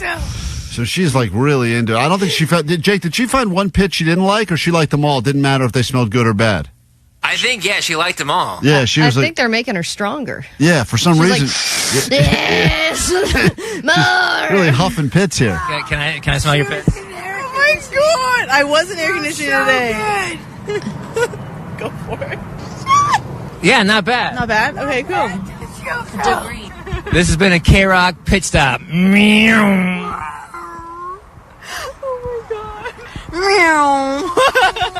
So after a lot of success sniffing pits, Jake realized that Joyce potentially would have a permanent position, and he gave her an exit interview to see how her day went. Oh, good. And this is the last little exchange between the two of them, where they decided if the pit stops would continue. How'd you think you do as my deputy? I love being a deputy. I want to be a star. I'm golden. So I appreciate you and your disc jockeys. And during my time, anytime you want to stop. But how'd you think you did as my deputy? Oh, I think I did great. Yeah? Yeah, please don't tell me I did bad. I really suck. I don't want to suck. No, I want to be good. we're a team now. Yeah, we're a team now? Pit stop team. It's that team. We got lots of time. Yeah. It's going to be a freaking hot summer. What a disappointment. Oh, there you have it. That's our newest pit stop deputy, 714 said, if y'all could never do this bit again, that would be swell. Yeah, others say Joyce for president. So Yeah. people are all over the place. She's dedicated. She's excited about spending a lot of time with Jake this summer. I guess after Jake walked away, she was still going up to people and asking them if she could smell their pits. That's a true deputy. She's found her calling on the world famous KROQ. Remember, deodorant up today. It's a heat wave.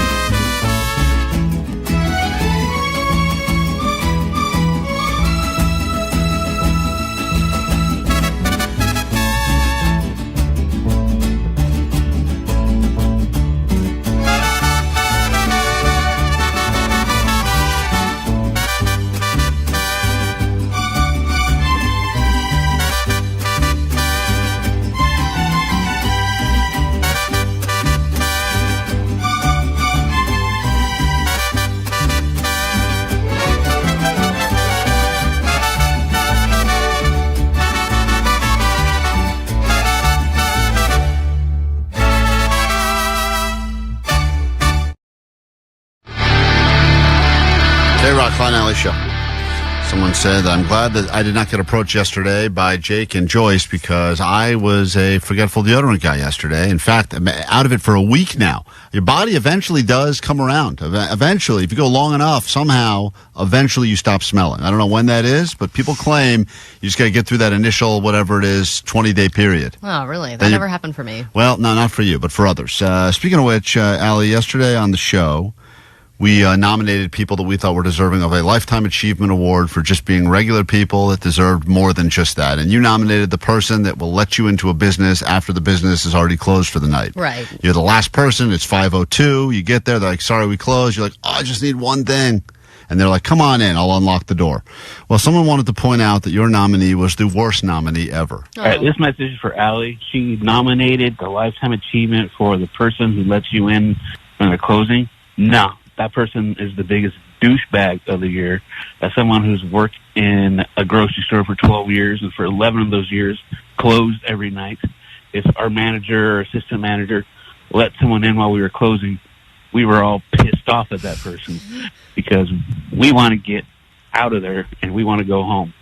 So, terrible nomination. Terrible pick. You know, that will never happen at a restaurant. The kitchen, when they shut down, they're like, nope. Yeah, sometimes you get there like an hour before they close, and they're like, yeah, kitchen's not doing stuff anymore. I already started mopping, forget it. You're like, but the website says you're open till 10. Well, anyway, so that's just one of the many complaints on the Goat line, and there's no shortage of them there at 844-956-GOAT. We take a super quick break. When we get back, we'll get your A.D.D news. A brand new hour of the show can begin. We got a What's Your Rent to get to. We also have someone that's concerned about you, Allie, that will be joining us on the show later today. I'm not going to say who it is, but they're Is it my wife again? No, it's not your wife. Is it you? It's not me. Someone that you know very well that Those is are the very... only two people in my life. No, there's someone else that's very concerned about you. And they want to talk you out of something you're about to do. So we'll get to all that and more after this break. Klein Alley Show may cause nausea, dizziness, headache, loss of appetite, bleeding, loss of friends, standards, and general sense of humor. Talk to your doctor about whether Klein Alley Show is right for you. Klein Alley Show, recommended by some, approved by no one. KROQ. Memorial Day countdown this weekend. Gather your favorite photos and music memories. Share them with your pals. It's more fun that way. Snacks? Check. Fizzy drinks? Check. Don't forget the napkins. A well-fed listener is an attentive listener. It's the top 250 songs from the last 25 years. Or the KROQ 21st Century Memorial Day countdown. Stay tuned for more. Injured? It's time for Where'd You Go? How Far'd You Go? Date Jake and an actual date with someone. All we know is that he met her on Tinder and she's an English teacher. That's all we know.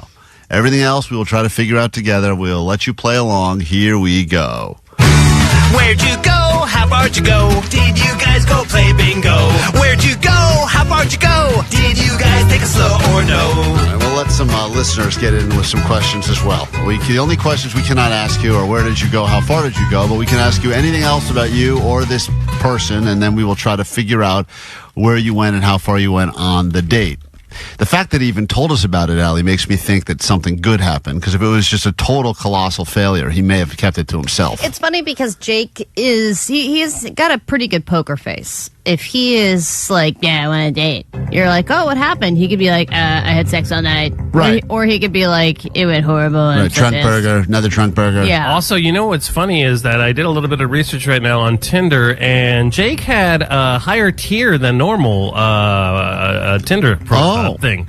Yeah, because Tinder's free, and then you get a basic version. Then there's Tinder Plus, that's $10. Tinder Gold, that's $15, and he has Tinder Platinum. Whoa. That's $19. Jake. That's a Tinder. Well, I mean, as Yeah. 949 says, he's Tindering for two. they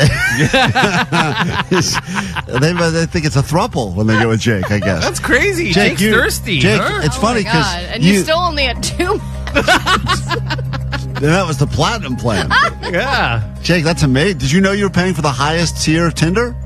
No, I didn't. There's a higher one. It's called Tinder Select, and this is a yearly subscription fee for $500. Whoa. Oh no, this one's $500 a month. Yeah. What? A month? A Yeah, month? that's what it says. Yeah. Man. Dude, people are spending $500 a month on Tinder? The whole thing is What insane. a waste of money. I'm sure a lot of those people are paying for it still don't even remember that. Like Jake remembered that he's still getting charged for it, but he's a platinum. Platinum I Jake. forgot the first week. I had to go and cancel it, my subscriptions thing. What? Did you sign up for that because you were really trying to get, find someone to get Well, laid? Vanessa made it so we could do the AI challenge thing, and then I had it on my phone, and then I was drunk one night. I'm like, I'm going to sign up, and so I could start swiping on people, and then I forgot. Yeah, I got it. All right. Well, we each get one question. Where did he go? How far did he go on this date? Allie, would you like to begin? Yes. Jake, what was the first thing you messaged this person? What did you say? Are you real? I don't. I probably just like, hey, how's your week going, I think is what I said. Hey, how's your week going? Was your opening line? I think so. After we mashed, something like that. Okay. All right, Omar, I got a question for Jake the Nerd. We're going to get into where he went, how far he went on this date in a moment. Yeah, I know a lot about. I mean, we work with the guy. You know what? I hear something that's.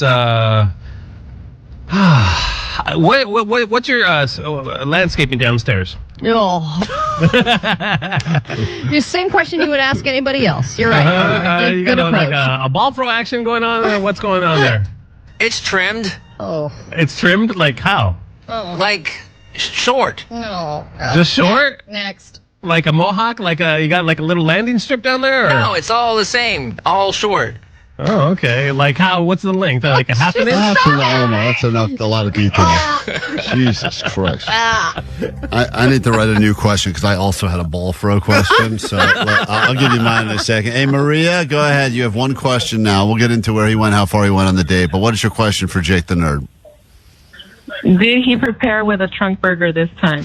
Yeah, that's a good question, actually. I was going to ask something similar. You always have a consolation meal, and I know you're not as hungry anymore now, thanks to Lasara. But did you have a consolation burger last time? I think your first date with Tina, you had a trunk burger, a burger waiting in the trunk for after the date, if it went well or didn't go well. Did you have any sort of a consolation meal waiting for after this one? No, I ate right before. Oh, you did eat right before. That's a good question. Ate right before. Kimberly, you get a question for Jake the Nerd. Go ahead. What is your question? Ball throw questions are out. Yeah. Did you go in a car to the date? All right, that's a great question. Was there? Did you pick her up in your beat-up car? No, I did not pick her up in my beat-up car. Oh, okay, good question. All right, Jake, I'll give you the final question right now. Have you self-pleasured since the date? No. It's a good question, Klein. Thank you. No. You probably couldn't. Were you waiting for a good question? Yes. That's basically what we just said. Yeah, that's right. I couldn't. I watched Allie's video. All right. Oh, that's good. Thank you so much. That'll cure you. That'll cure your grills, my friend. I have cured someone of their panty I fetish. believe it. Hey, we're going to check that world premiere of Allie's Panty Haul video coming up in moments. All right, we've learned a little bit about Jake. But now the only questions that matter, which is where'd you go, how far did you go on the date? A real match on Tinder. He's a platinum Tinder man. Who knew?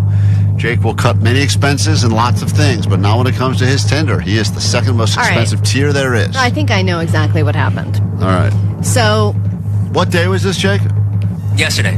Oh, okay. Sunday date. So here's what I think happened. I think he messaged back and forth with this girl. This girl, he said, was a listener to the show.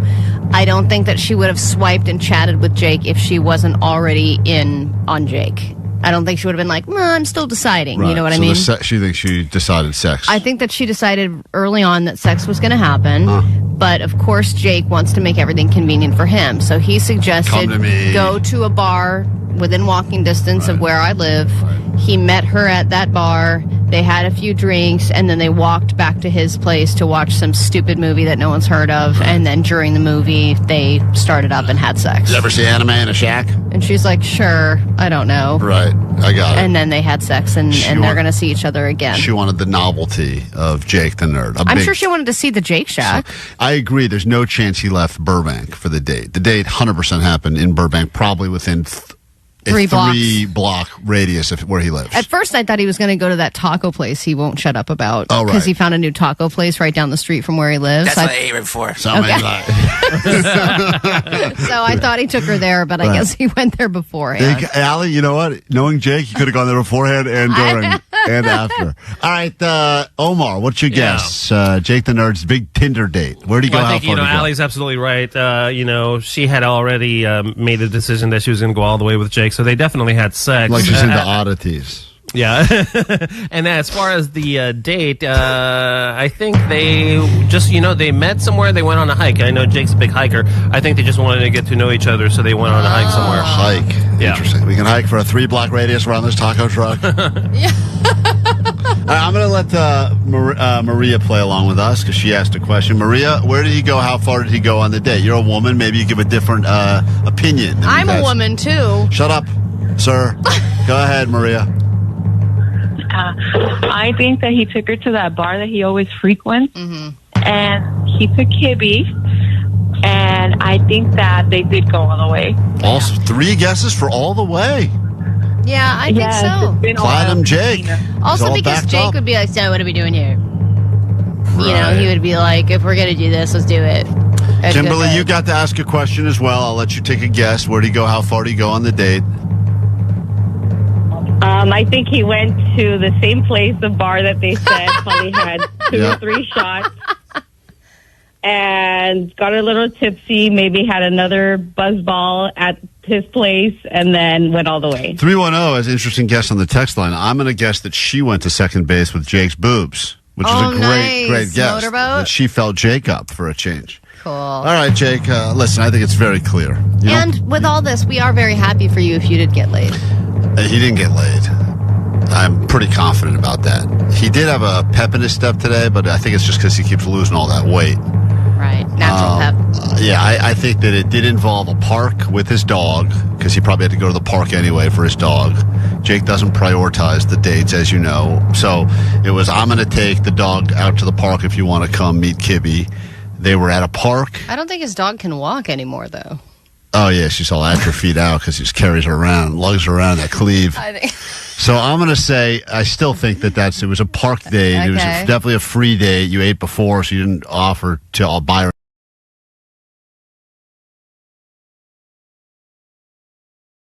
We are Klein Alley's show. In about an hour, you get to pick your mission. Should you choose to accept it, it will result in you going to any of a number of crazy good KROQ shows that are happening in Southern California over the next few months, including Blink-182 or My Chem at Dodger Stadium. Maybe you want to see the Offspring, Linkin Park. The choice will be yours as you select your mission, coming up with us at 9 o'clock and then again at noon, 3 and 6, all day and all week here on KROQ. As we get inch closer and closer to the unofficial start of summer, Memorial Day weekend is almost here. Let's get to your news now, and then a brand new hour of the show can officially begin. Grab your Adderall. It's time for A.D.D. News. Everyone's hyped for the new Mission Impossible movie. It comes out on Friday. Tom Cruise says that he loves making movies and wants to do it until he's 100 years old, and he is a classic, true Hollywood actor. Naturally, when people talk to him, they also want to know if there's more Top Gun on the way. And he was asked about that before he was asked another uncomfortable question, and this is what he said. You know, I gotta ask, is Top Gun in that list? Any ideas of where? Oh, yeah.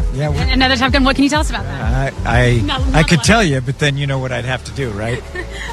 You know what I have to do. I'm sorry, and I don't want to do that to you. It would be so funny if he told her and then killed her. Yeah, I feel like he actually would do that. And he would really do it because he does his own stunts.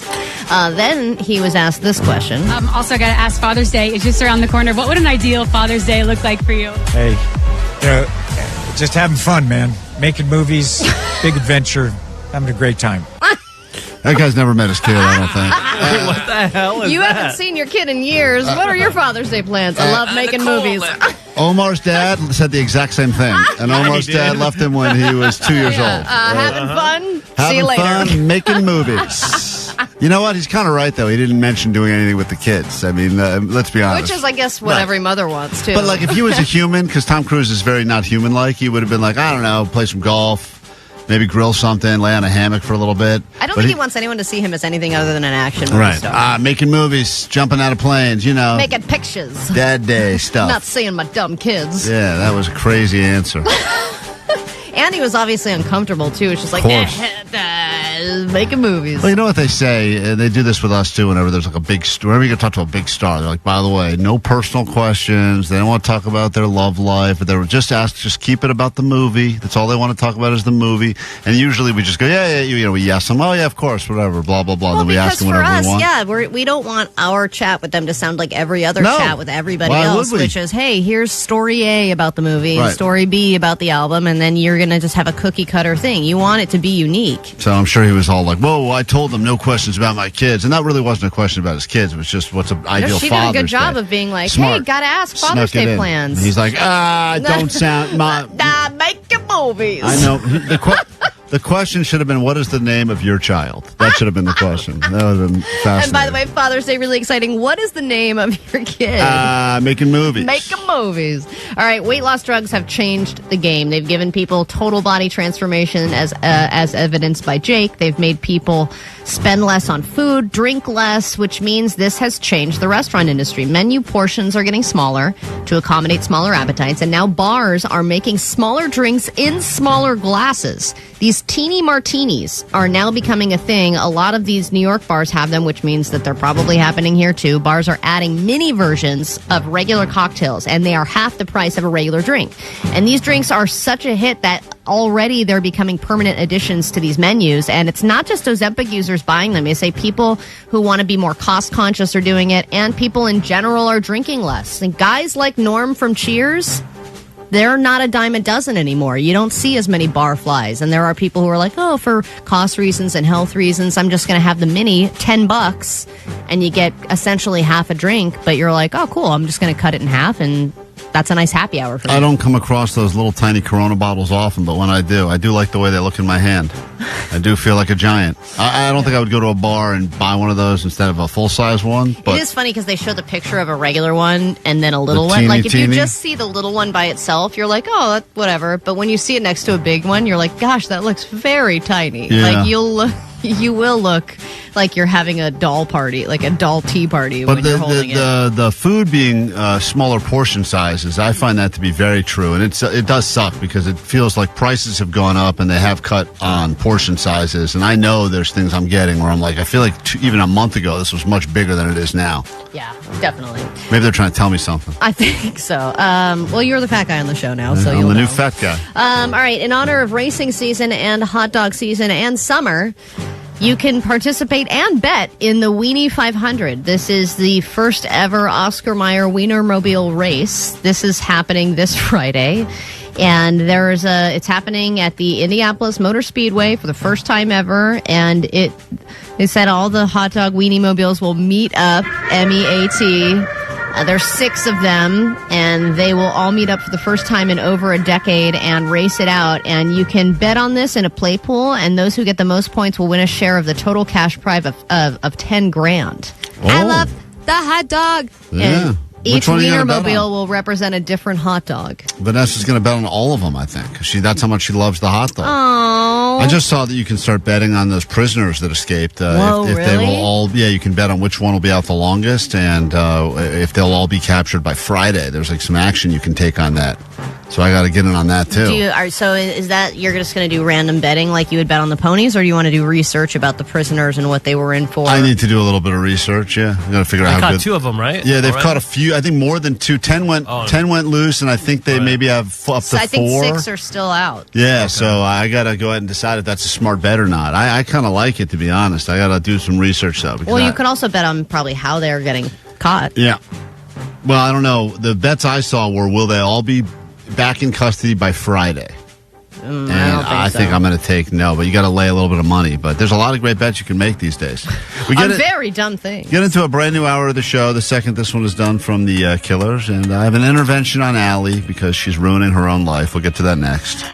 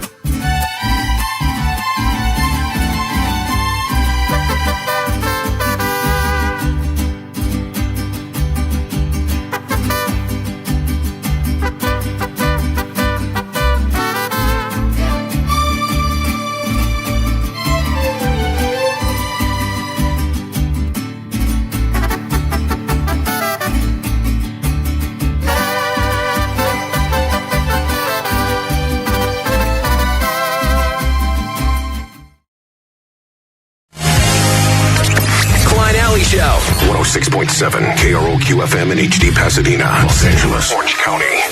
This is the world famous KROQ. Good morning. Surviving the heat wave together. It's Klein Alley Show on KROQ. We got lots to get into this hour. What an hour to be alive. Petty claims court. You got a relationship. Hangs in the balance. You will determine with a jury of your peers. Will this couple stay together or break up forever? We will find out why they're joining us for Petty Claims Court. That's coming up later this hour. Also, Allie is doing something, and we all see it, is going to ruin her life. And for some reason, she doesn't see it. Yes, because all I see is these cute little videos. I mean, I know what this is about. Well, You're not going to change my mind. I think that when you hear the guests that we have on, you will change your mind. Because it's not just what we're saying here on the show. Any guest that I care about would support my decision. You really think that? No. We have someone that I believe you would say you are very, very, very close with. Very close with. And it's not my wife. It's not your wife. Not my kid. Wish you had a cell phone and we get him on. Not that second step cousin I slept with. I think it's someone that you're going to listen to. That if you're not listening to me, you're not listening to Omar, you're not listening to Jake the Nerd or Vanessa or Johnny. I don't think anyone has told you what you're planning on doing is a good idea. Yeah, I found people. I found people that support my decision because they understand that this is about the long term, not about the short term. Short term, yeah, it seems crazy. I get it. But you got to do the math in your brain of how this is going to work out. Where do you see yourself in 10 years? That's what I'm thinking about. Well, a lot of times, I support your decision is just a nice way of saying I can't stop you. Yeah, that's a good point. I support your decision is what you say when you really go, I don't support this at all, but what am I going to do? I think that's what my in-laws said when we said we were getting married. I support your decision, even though it goes against God's way. Exactly. Hey, is this Allie's mother? Yes. Oh, boy. Hi, Mom. The throat goat in the flesh. Taking a break from her shopping addiction on Chop Shop and What and Chip Chop and all that other crap. What? To join us on KROQ this morning because you know that your daughter is about to make a decision that will ruin her life, right? You're aware of this? Yes. Okay. And hold on, Allie. Let your mom... Mom, you're supposed to support me. This is messed up. Hold on. Allie's mom, we're going to let you say your piece in a moment because Allie is planning on adopting not one but two additional cats, which, as you know, is a slippery slope. They're kittens. Hold on. We have Allie's mom. Hold on. We have Allie. We have you on the phone from the future. Go ahead. Hello? Yes. Hey, Allie. It's me, Allie from the future. Don't listen to these people. Everything is great. We are so happy, and you are loving life. Your life sounds great. This is Allie from the future calling in. It sounds way more than two in there, Is by this the way. them eating my body? I don't know what's going on. All right, Jesus, hold on. That's getting out of control. All right, listen, Allie's mom, we're going to talk to you and talk some sense into Allie, and we'll do it next on KROQ.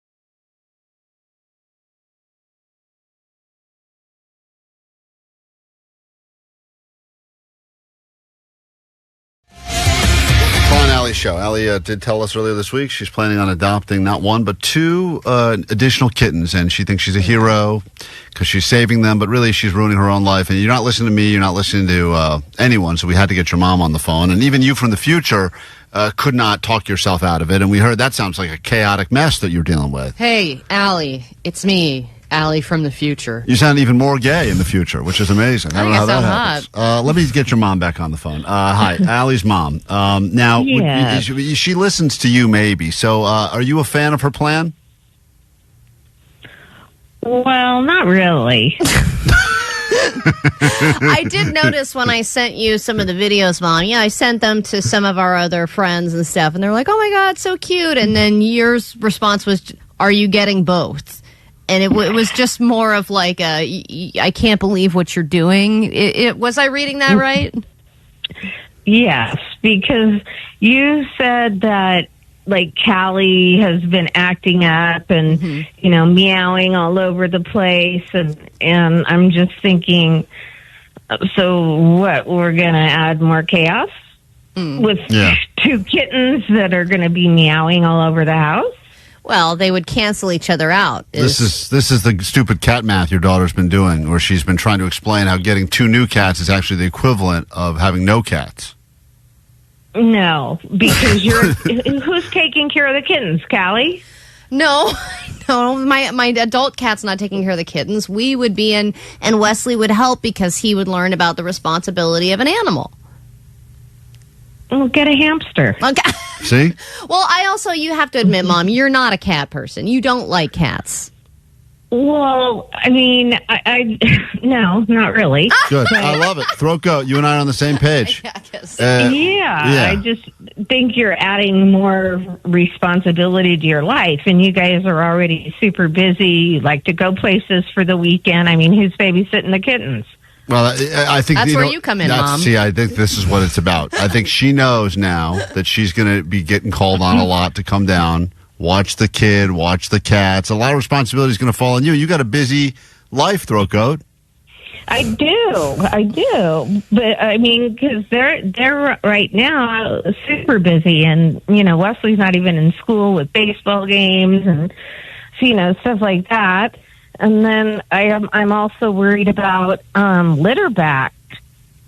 Yep. They carry diseases. Hey, also wait, litterback? Litter boxes. Oh, the litter boxes. No, litterback. What's that? It's a thing. It's when you're straining your back all the time, picking up. Litter back is a condition people have. Allie, you can get litter back. I thought it's when you get a bacterial infection in your back and it looks like cat litter. Wow. Also, picking up the boxes of cat litter. You talk about the chaos in that house. Allie's wife is tap dancing around, making up a huge racket as well. You know about that too? Yes, I do. Are you concerned at all that your daughter is becoming a kind of laughable lesbian stereotype at this point? The Subaru and the cats. They're going to be cat women. Yeah, they are. Hey, by the way, we have Thank you for calling us women. Hold on. We have a cat woman. This is Lisa on the phone. Hey, Lisa, you're a crazy cat lady? Oh, I am. How many do you have? Well, I had 2, and then a year ago I brought home 2 more actually, I'm on my way to Bakersfield, and I wanted to bring them back, but I can't do it, so I picked up 2 more. So now I have 4. Do not do it. No, don't do it. Listen to this woman. And we had a woman yesterday that talked about how her father was eaten by his cats. He had so many. And not even a joke. This woman called and told us a real story that her dad his corpse got eaten by all his cats in the house. Yeah, but just because you went overboard with your cats and then couldn't say no doesn't mean that I'm going to turn out like you. Wait. I did not go overboard. First of all, I love cats. I love animals. Oh, boy. But getting the 2 more kittens, now I am spending twice as much. I just had to take them to the vet yesterday. One is spraying. Okay? You don't know this. I did this a year ago. Constantly spraying in the house. Now he's on medication. I have sitting on a $3,000 vet bill. Is this Allie from the future, too? Shut up. I'm confused now. Hold on. Do you have litter back? Love cats. Oh, probably cat boxes in the house. All right. This is a woman who's she's saying everything that your mom and I are saying to you, Allie, which is you got to cut this. I know people are trying to talk you into it because it's adorable. Everyone loves a kitten. You are as cheap as anyone. You are so cheap. This woman on the phone, $3,000 vet bill. It's going to be happening. Think of all your vet bills, doubling, It's tripling. warm in here. Yeah, it is. Yeah, because you're making a bad choice. Well, also, I think it's my mom. You're biased because you're allergic to cats. Yeah, but I mean, the concept is a novelty type thing. Oh, cute little kitten. Aw, wouldn't that be fun? And then you're going to be, a month into it going, what have we done? Yep. Hey, we're saying the same thing. If you and I are on the same page and Allie's just not listening, she's choosing to tune us out. Well, because we already made the decision, and Wesley's really excited. The cats aren't in our home yet; they're not ready to be picked up. We've had time to think about it, and Callie does need a companion. That's why she's got. Did Callie tell you that? She said it with her eyes, Mom. 714 says Allie has a lot of time to take care of cats because she doesn't have to worry about paying her phone bill because she's still on her mom's plan. Yeah. That's I love that, Mom. But Are you aware that Allie had a death in the family yesterday? No. Yeah, Mom. One of the fish died. Aww. Yeah. So I mean, the clearly one on the left. She's not fit. That was his name.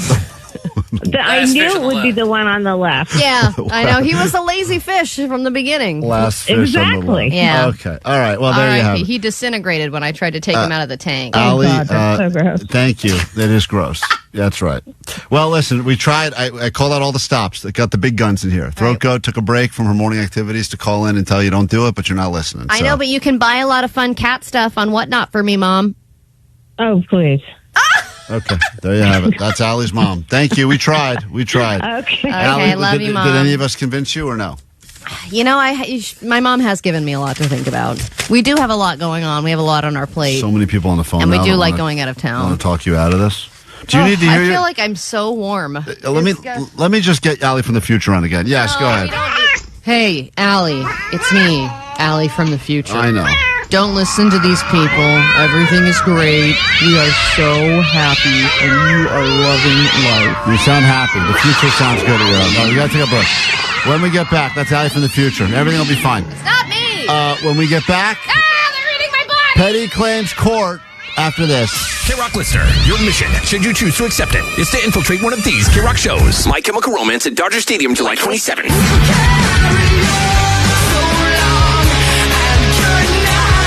The Offspring at the Kia Forum, August 29th. Incubus at Into It Dome, October 4th. Let's go! Blink-182 at Acrisure Arena, October 5th.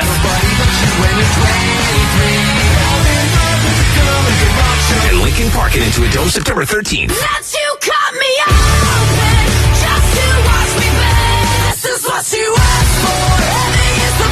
To choose your mission, you must engage at precisely 0900, 1200, 1500, or 1800 hours. That's 9 noon, 3 and 6 for civilians. Be color 20 and your mission is greenlit. Operation Choose Your Mission is now underway. This message will self-destruct in 5 seconds. Courtesy of Live Nation and the World Famous. To buy her any food at all. And then after walking in the park, I think he said something like, you want to just come back to my place. She probably wanted to see the Jake Shack to see if it was anything like we talk about on the radio. Yeah. And I don't think there was, I'm trying to think, did she feel, I don't think there was hooking up at all. I think it was like a friendship thing. And she's probably also asking for a refund from Tinder. Apparently there are hints on Jake's Instagram story. Was this the woman who was dancing on Jake's IG story? If any of us followed him on Instagram, that would have been helpful information. Seems a little... I don't think I follow Jake. That seems a little premature to be posting the person you went on one date with already. Look at her, look! We're Instagram official. I've known her for 11 minutes. Is that the same girl, Jake? No. Oh, it's different. Whoa, No, look the at party you. I went to on Saturday night. You're a real platinum man, making his way around town. Platinum man. All right. Hello, I'm Jake, Mr. Platinum. Are any of us exactly right? No. Okay. Wow. Moment of truth now. Where did you go And how disappointing is this going to be? How far? So disappointed. How far did you go on this brand new Tinder date over the weekend? Well, I tried to make plans with her on Saturday, but she was busy. So we made plans for Sunday, and I said, well, I play in a weekly card tournament on Sundays. You want to meet up after it's that? so much worse. That you said to her, I cannot accommodate this date. I have a weekly Magic the Gathering event I go to. He said, yeah, well, I didn't say Magic the Gathering. I just said cards. And then I said, I'll be done like around 3 or 4. And she's like, I'll be available around 5. Does that work? And I said, sure. So we met at 5 at the bar across the street from cards. Did I not call it the place that is the most convenient for him? Of course, the most convenient. Okay, then what? So you walked across the street. How many times during Magic the Gathering did you tell everyone you were going to meet a real woman, a real human woman afterwards? Yeah, I have a girl waiting. About it. Have a girl waiting for me at the bar. Yeah, if you need me after this. You know, after this tournament, I got a date. So you went over to the bar next door. Well, first I went and got tacos because I had some time to kill. And then I went home and changed because I get sweaty playing cards. Oh, my God. I love you. All right, And so then? you're all covered in sweat. You change. You go, and then you go to the bar. Now I go to the bar, and she shows up, and I have a beer, and I buy her a vodka tonic, and we sit and have a good conversation. And in person, what's your first impression? Because I know sometimes the profile pic doesn't, fit the real life person. I thought she looked exactly like her profile pic. Oh, okay, cool. Yeah, like she showed up and gave me a hug right away. I bought her a drink. We sat there and had a good conversation, and then I walked her to her car and gave her a hug goodbye, and that was it. Whoa. You think there was going to be any conversation of meeting up again, or? There could be, but I kind of got more of a friend vibe from her. She was a nice lady. I thought Tinder was the app where it's like sex is like guaranteed. I'm like, what? I thought it was just for hooking up. I think the tagline for Tinder is creator of zero friendships. Right. You're the only one who found a friend. What are you doing, dude? I'm good at it. You bought a platinum friend from Tinder? Worth every penny. Wait, why did you get the vibe, Jake? Did you tell her about the shirt change? Of course not. Why would I tell her that? Jake, what? I won my tournament, though. Oh, God. That's it right there. Just hear the sounds for drying up on the spot. Oh, my God. And she was a fan of Kibby. Yeah. So you brought your dog on the date, too. Of course. Of course. He brings her everywhere. And so did she say anything to the effect of we should do this again? No. Did she say we shouldn't do this again? She didn't say that either. I'm sure if I invited her to like a concert or something, she would go. Did she speed away when she got into her car? I didn't see that, but I did hear tire screech. Here is the audio of the date ending. Let's take a listen.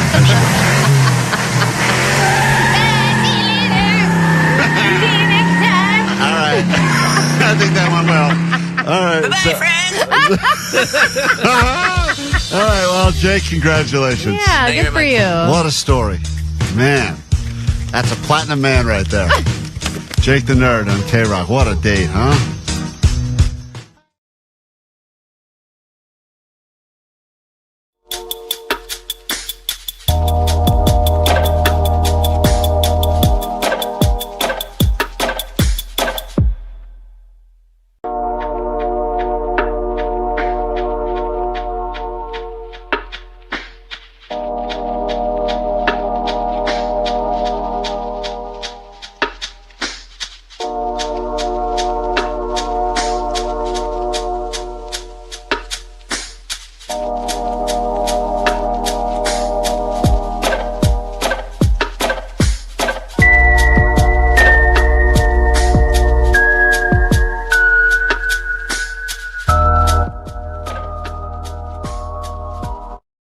How would you like to go see My Chem, Dodger Stadium, or Linkin Park, or Incubus, Blink-182, or The Offspring? The choice will be yours. Should you choose to accept this mission, we give it to you in about 30 minutes here on KROQ, so just start picturing which show you'll go to and be ready to call. The second we're done with this new one from Nirvana, we will get into a petty claims court. It's going to be a doozy. A couple that needs your opinion. Do they stay together or break up forever? Next.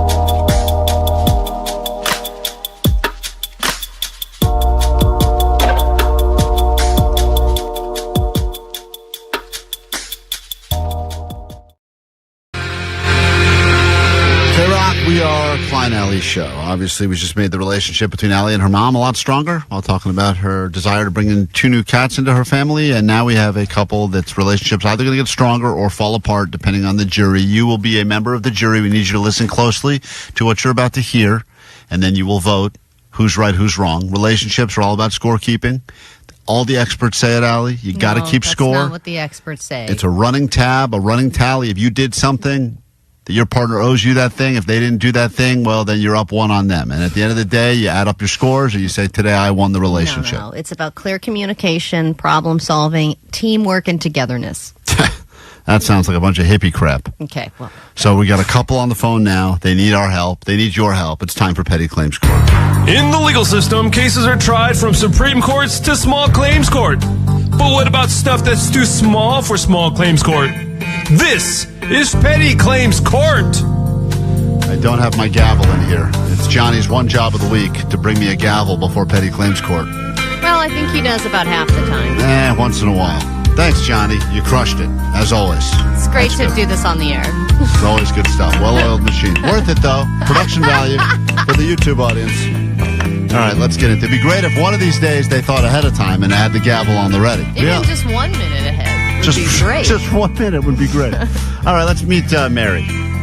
Mary is bringing her husband to Petty Claims Court. Actually, I don't know if they married or not. Mary, are you married or are you just dating? We are domestic partners. Oh, cool. Is that like common law situation? Yeah. Cool. Is that by choice or just because you've been roommates long enough that you're able to get a tax write-off? No tax write-off here. But you guys are in a romantic relationship, sex and everything, but just not actually officially married. Correct. Ah, interesting. Hold on 1 second. We're going to get back to you in a second. She's the one who brought her domestic partner here. That's always interesting to me when they're like, we've been together so long that the country or the state just decided we're married. Yeah, we're just married, but without all the fanfare and the rice throwing. Hey, Tom? Hello? Hey, you're Mary's domestic partner? Yes. How do you guys, introduce yourselves? I mean, that's a weird way to say, talk. this is my partner, Mary. How do you, what is your title officially? I mean, I know she said you guys are domestic, but what do you call, when you're out with friends? Do you say, my girlfriend, my forced wife? What do you say? The wife. You say wife, even though it's not official. Yes. Do you have any idea why she's brought you to Petty Claims Court today? No. Any guesses, perhaps? Things that could be potentially a petty issue in your relationship? I think there's a lot, but nothing really comes to mind. I always like it when people guess why they're being brought to trial, because sometimes they bring up much more interesting issues than the one that they're actually here for. It's dangerous that he can't think of anything. Yeah. I don't do anything annoying. But he said there could be a lot. He said there could be many little things, but he can't think of any specific things. So let's let Mary tell you right now, and then we'll let you guys make your arguments. And sometimes it sucks to be blindsided because you don't have an opportunity to come up with your defense. But Mary, go ahead. Your domestic partner, Tom, is listening to what you have to say. Okay, so we have this rule in the house where whoever's in the kitchen, we don't micromanage them. But every time I'm in the kitchen, he always has something to say. From what spoon I use to what knife I use.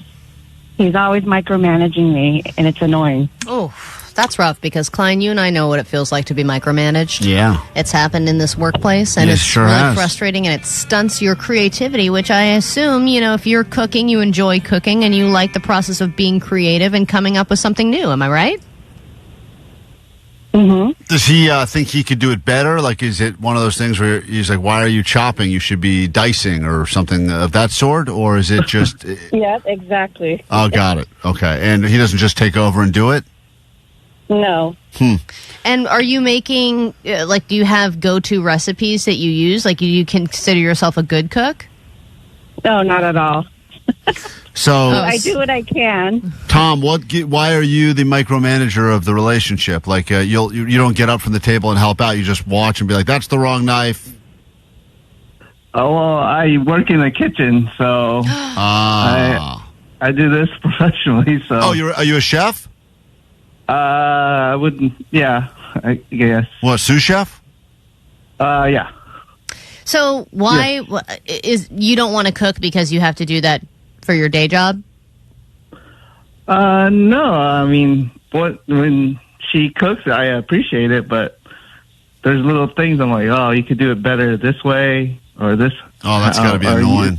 See, it's funny. They've got all the annoyances of being married, even though they're technically not married. It's crazy because she's just sitting there trying, I guess, but she's not good at it, and she knows. And he thinks he's being helpful by saying, that's not even the serrated knife. You're using the wrong knife for the loaf of bread. And she's going like, well, then you do it. Yeah, then why don't you do it? But you don't want to do it because that's what your day was. Exactly. And Tom, Mary is not a good cook? She's good. She's okay. I mean, I'll eat it. I appreciate it. Mm-hmm. That's what my wife says. You know. Yeah, it sounds, based on that reaction, the answer is she's not a good cook. It's fine. Even if she's saying I'm not a great cook, Right. then it's probably like passable. And Mary, how often does this happen? Is it every time you're in the kitchen making something, he will be giving you a better way to do things? Oh, of course.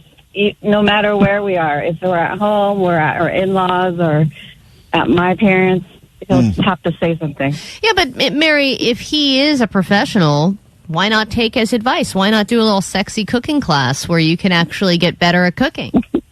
Mm-hmm. He has no patience for that. Right. What is the last specific example? A lot of people on the text line are asking where like something happened. You were specifically making something, and he said, "I wouldn't microwave that. I would put that in the sous vide." Oh, it's just like a simple cake cutting. A I cake? had the knife point. Yeah, I was just slicing the cake, and the knife wasn't. I sliced it with the knife straight, and he says, "Well, you're not pointing the sharp edge down enough, and this and that." And I'm like, "Well, dude, I'm just cutting cake. It's that simple." What were you guys celebrating? Your happy relationship, or We're common law. Here's a cake. happy common law? Filing jointly. And you just write in blue cursive. All right. Well, that's interesting, and you've triggered a lot of people on the text line because there's a lot of people that claim in their relationship there is someone that will micromanage the other person, and sometimes not just in the kitchen. Like, for instance, if your wife is more into clothes or fashion, maybe she just critiques every outfit you put together and says that doesn't match or wear this with that. Every time you go in the kitchen, if you hear him coming, you kind of start to tense up because you know he's going to be critical about what you're doing, right? Right. Right. You're not using a cutting board. Some people like. You're not using a cutting board. Some people really play by the rules of the kitchen, and it's weird You because have to cut with a knife on a cutting board. No, you don't. What are you talking about? What are you cutting on if you're not cutting on a cutting board? A paper towel on top of the counter. Oh my God. No. That is terrible. Nothing wrong with that. No. 805 said, I'm already triggered by this. She needs to use the correct knives for safety reasons. I argue with my wife about this all the time because she just cuts the crap out of the counter and her fingers because she's using the wrong knife on the wrong surface. Meanwhile, someone says if Tom's not careful, Mary's going to make sure she uses the right knife to cut him while he sleeps. So that's another warning here. Point All right, we're going to give you 10 seconds to make some closing arguments here. Then the jury will determine who wins and who loses this battle. If you're just joining us, Mary is bringing her domestic partner of over a decade to petty claims court because it says every time she makes anything in the kitchen, he critiques and micromanages everything she does, from how she cuts to everything, probably ingredients, I would imagine. That's too much salt. That's not enough salt. Meanwhile, he works in a kitchen professionally. This is his world. He knows it, but he doesn't necessarily want to do it at home. Mary, we'll let you go first. 10 seconds closing arguments. Go ahead. Okay. If you don't like what I'm doing, then do it yourself. That's simple. I'm trying to, I think that's great. Didn't even need her full time. I'm smashing the gavel. Tom, you have 10 seconds. I appreciate what you're trying to do, but I'm trying to make it more easier for you and more safety. So More safety. that's what my whole thing. He sounds so tired. You've heard two arguments. They were both mediocre at best. You need to let us know now who you vote for on the text line. The first 100 votes will determine who wins and who loses a petty claims court battle. Are you voting for Mary?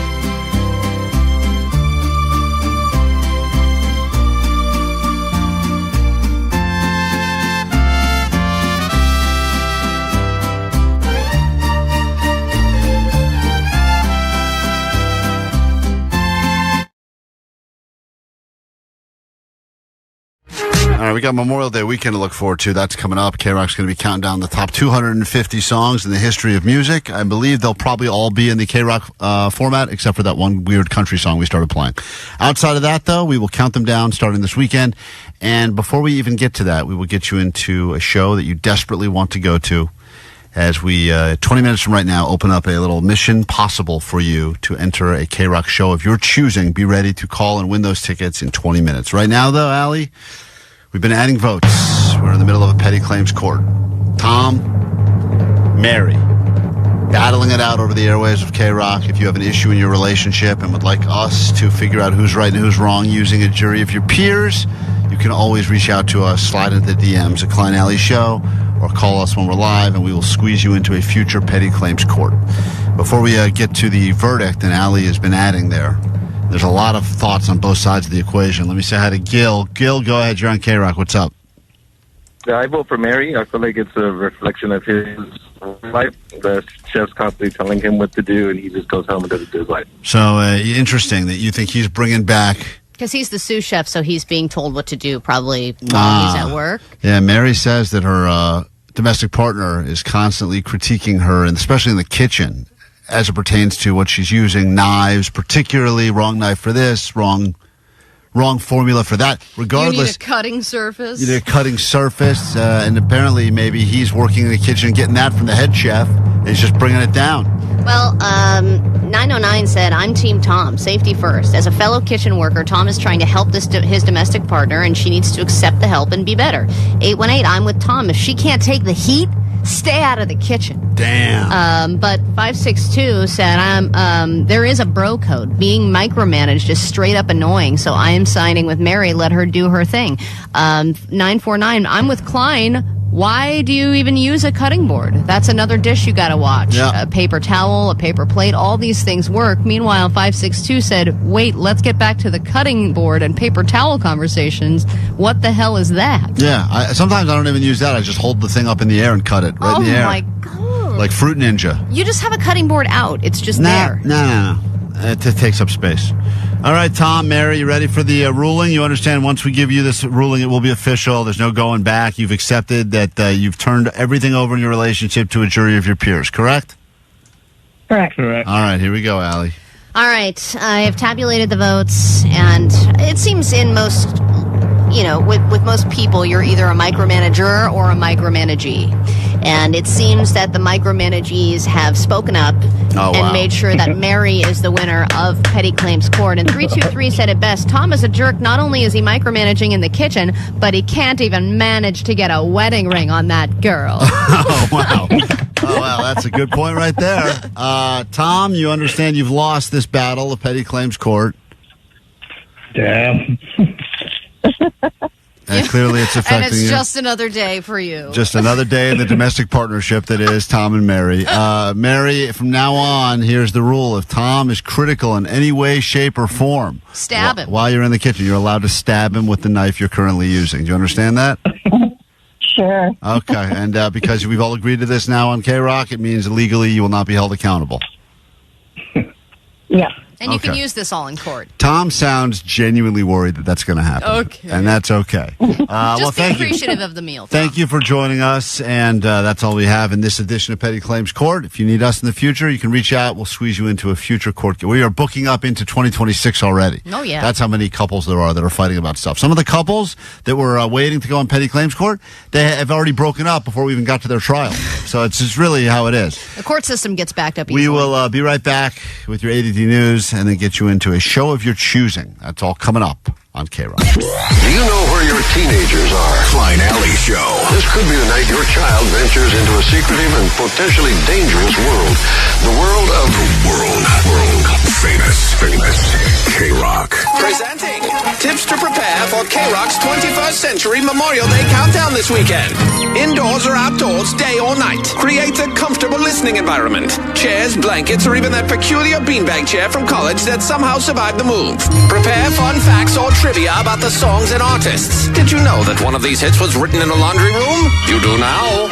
It's the top 250 songs from the last 25 years on the KROQ 21st Century Memorial Day Countdown. Stay tuned for more. Injured?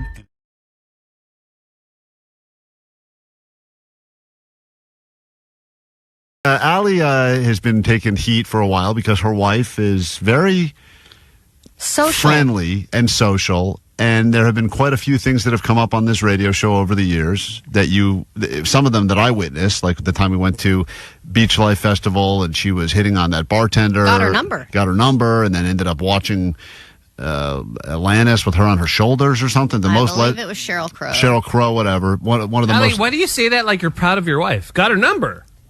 She is proud of her. Because my wife loves me, and she is a very unique person that people want to talk to and want to know. And I'm proud of that about my wife. Yes, there are times where if she's just drinking with my friend and they happen to be topless, I have questions. But overall, I think she is an incredibly loyal, special person, and that's why people flock to her. That's why she's the Riz Master, as Johnny would call her. Right, but there's also you know, a lot of those people, like, I don't know who that yoga guy is who had that brothel of women. I forget his name, but...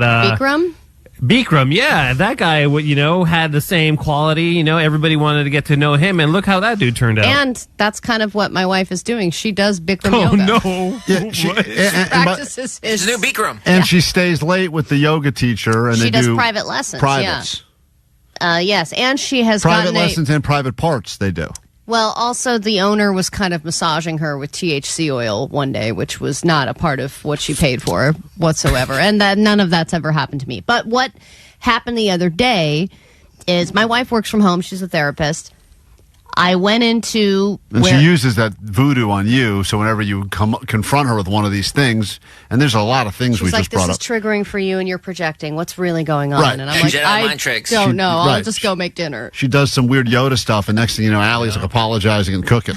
It's like crazy. I don't know how she does it, but I got to start getting into this therapy thing on the other side, because you learned some weird hypnotism or something. So I went into the room to grab something, and I noticed her computer is set up where she works, and sitting to the side of her computer is her wedding ring. Both the wedding ring and the wedding band. And I'm going, wow, she just finished with a client.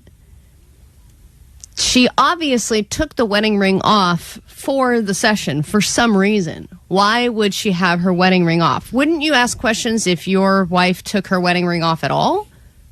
I know some people take it off if they have construction jobs or whatever. Maybe there's some reason why they don't have it at work or whatever. My wife is not one of those people. She's literally sitting in a chair. Why would she be taking off her wedding ring for any reason? Well, I would not even notice if really? my wife wasn't wearing it. Yeah, I would not guys notice. don't notice. I feel the same about wedding rings that I do about manicures. Never noticed one ever. They get done all the time. I wouldn't notice if my wife came home missing all of her fingers. Wouldn't notice. Wouldn't notice. As long as her mouth worked. And she says, and she'll say to me things like, "Did you notice I got fingers? I got a manicure today," and I'll say, "Nope, didn't even know you had hands." So would it bother you though if you did notice? I would don't definitely know, bother you. I don't even really know if she wears the wedding ring or not wear the. I think it's all about if it goes with the outfit or something. What? Yeah, I don't think. Sometimes I think she has other rings on that aren't mine. Maybe she's married to other people. I don't know about. That bother you? That then she's walking around and people don't know she's married? Listen, I know. I don't. First of all, I don't think wearing a wedding ring or not wearing a wedding ring matters at all anymore, because I think that sometimes people wear fake ones so they think they'll get hit on less, and I just don't think people care. I don't think anyone respects the ring regardless. No, I think they do, dude. I think you're wrong. I agree. You think people now... Oh, yeah, dude. I've been in situations where I've been in, talking or whatever, and then they notice the ring, and then they back off. Yeah, women notice. Guys don't notice. Yeah, I don't think guys don't care. Maybe that's what it is. Guys don't care. Girls care. Right. They're like, hey, is that wedding ring real? And then... So I decided to ask her about it because you guys are always in my head now about this stuff. And I just wanted to know what you think about her response, because she gave a few different reasons of why she didn't have it on. Okay, this is what Allie's wife said. I want to warn the country of some things that give me great concern. Okay, well, she sounds like it's been a long road, huh? This is a dangerous and that's a dangerous concentration of power. Okay, that's President Biden. Excuse me. Thank you so much. Well said. Hold on, I got to find this clip. What's this clip called from your wife? I'm trying to find it here. Here I can. Is it? Oh, it's cheating wife. Here we go. No, it's called cheating bitch. I've got it. Right. Allie's listen. This is Allie confronting her wife here. I wanted to ask you because I noticed something yesterday. I wanted to ask you because I noticed something the other day. What is all that noise? What are you wearing? Corduroys? You eating something? I don't know. We're in the kitchen. There's a lot going on. Is that Vanessa eating another piece of meat? As soon as I get home, I put a lot of things Okay. in my Sounds mouth. very loud. Yeah, go ahead. You want to ask her I something? walked into the guest room after you were finished with a client, and I noticed that your wedding ring was off and it was on the Man. What the hell? She Wait, just- wait, wait, wait. she She just just, laughed. literally just laughed in your face. What the? What a great, I mean, I'll tell Come you. on. Well, Got me. I Get know. back to chopping. I noticed you were having sex with another person in front of me. All right. She didn't really validate. Isn't that what you're supposed to do? Validate? She's about to respond. Well, her Not first response validate, was but- cackling in your face. That was play that back. Yeah, I mean, that is wild. Okay. You confront her. I mean, it's a fair question. Why take it off? So I walked into the guest room after you were finished with a client, and I noticed that your wedding ring was off and it was Oh, go away, you silly bitch. on the table. Yeah, because I was cleaning it. I While made you sure. were working? No, I cleaned it. I don't know when I took it. I was cleaning it during one of Wesley's baths. Already weird, right? Story's getting What? That does not make sense. Her I was story is already changed. cleaning the table. I thought you said. By the she's- way, don't you just let it soak or some BS She like that? said she was cleaning her ring, and that's why she took it off. But I'm like, while you were in a session, you were cleaning it? And then she goes, no, it was at a different time, and I just happened to put it there. And I'm like, what? I might have taken it off during work and then cleaned it while he was having a bath, and then before the fires. She's a terrible liar. Terrible liar. Wow, this is crazy. Okay. bringing up the fires now. Allie, does this not concern you?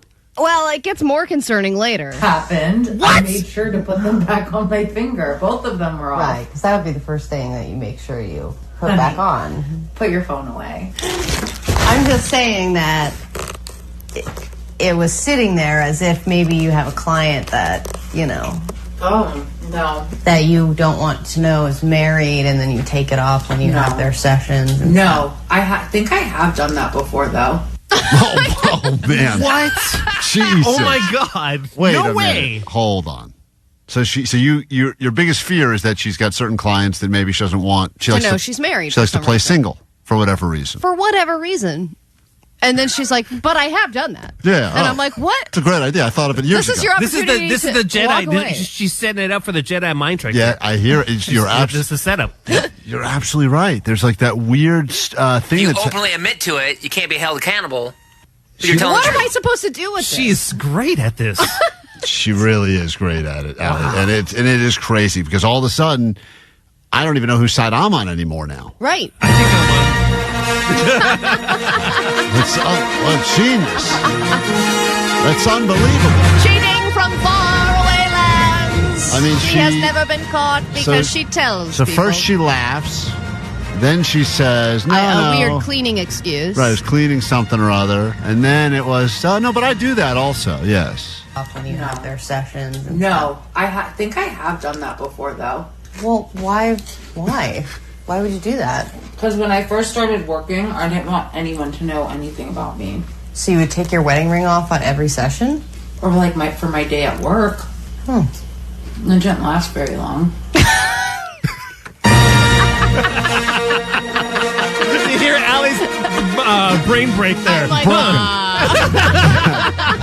That's awesome. She's good, man. She is really good. I have not done it. So my wedding ring that I got you is your most prized possession? Honey, I made And you're sure to. cleaning I it? almost got up during a session to put it on my finger because I wasn't getting anywhere with this client. Almost is not doing it. Okay, this is wild.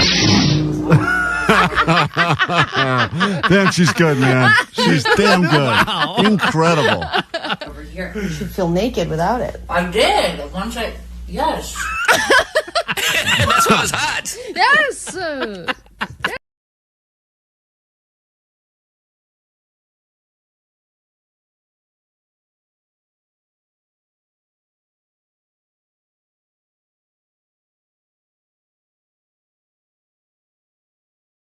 Perhaps that band right there, Incubus, is the band you'd like to see in 5 minutes. We give you the opportunity to select your mission. They're all very possible. All you got to do is be caller 20 at 800-520-1067 and decide if you'd like to go to Dodger Stadium for My Chem or Incubus, like you just heard a moment ago on KROQ, or perhaps you're more in a Blink-182 mood. There's lots of bands to pick from, Linkin Park as well. You decide your mission. We send you on it starting at 9 a.m. this morning and happening all day long here at KROQ. We'll get to that, but first your news. Grab your Adderall. It's time for A.D.D. News. If you were given $150 a month to spend on transportation, would that change your life? The results are in. After testing this theory on 1,000 people in Southern California, they gave them all $150 a month to spend on transportation for a year. That money could be used for the Metro, could be used for Amtrak, Greyhound. It could also be used for Uber and Lyft, even those bicycle shops, scooter rental, all that stuff. And now they have completed the program and they have the results, and it completely transformed their lives. They were able to make it to their jobs consistently. They were able to spend money on groceries and better groceries. They were able to start paying their bills on time. Some of them were even able to start saving money, and it was better on their mental health. And it sucks then to take that money away and be like, well, trial's over. Now you're back to just regular life. And the question is, now that they've done this, what would happen if this was on a bigger scale, right? Like, what if in the state of California, people who didn't have cars were given some kind of stipend? So this was for people, the deal was to qualify. You had to not own a car. You were low income. Low income, and they said, we are going to give you $150 a month, and it has to be spent on transportation. Yeah. Could not be spent on anything else. No. So you had to use it. You had to use it for transportation and then see what people spend that saved money on and how it changes your life. And it wasn't like, oh, cool, I'm just going to, spend this extra money on crap. Like, people were actually spending it to get ahead in their lives and actually uplift themselves and create a better foundation for them and their families. I'm sure enough people found a way to spend that money on lottery tickets and booze. I would imagine. I mean, come on, let's be honest. Well, when I was on food stamps, I did find ways to buy things that were, but also it was a relief to know that I didn't have to worry about groceries for the most part. And that's what it is. Transportation is an essential thing. You have to spend money on it, especially if you have a job and you don't have a car. That stuff adds up. Think about if you didn't have a car, how much money you'd have to spend just to get to your job. Yeah, I wouldn't be able to survive. And I have friends in the last few years that have said they've gotten rid of cars for whatever the reason is, and they're completely reliant on Uber. And if you don't have to go to a place every day. Yeah, like if you have a commute figured out, if that part's figured out, then the rest I think you can kind of handle. If you work from home, because I don't like leaving my house, to be honest. I do it because I have to occasionally to pick my kids up or whatever, but I would rather just stay at home all day. I think I could survive without a car, minus this job. Yeah, but as soon as you have like a hankering for pizza or something. And they deliver. If not, whatever. I mean, I'm serious. Most things deliver now. I think I could survive. I could survive a month without a car, minus this part of it, which is coming to work. If you only could use your car to work and back. Yeah. You're in your car all the time. You were just talking about how much you love being in your car. Yeah, now you're those dumb videos. Now you're no car? I will stop doing those dumb videos. That'll be the benefit. Let's do it. Everybody wins. Speaking of pizza, I don't know if you heard about this crazy pizza story where there was a secret ingredient in a pizza, and the pizza chef is now admitting he killed a man, dismembered, and cooked his body and put it into a pizza. Oh, wow. He said, I have no words to express my guilt and my many regrets. Neapolitan style, Detroit. Well, he was a tavern. French pizza chef, so I'm not really sure what kind of pizza that is, but he confessed to killing a 60-year-old man at his isolated home in a village in France, and then he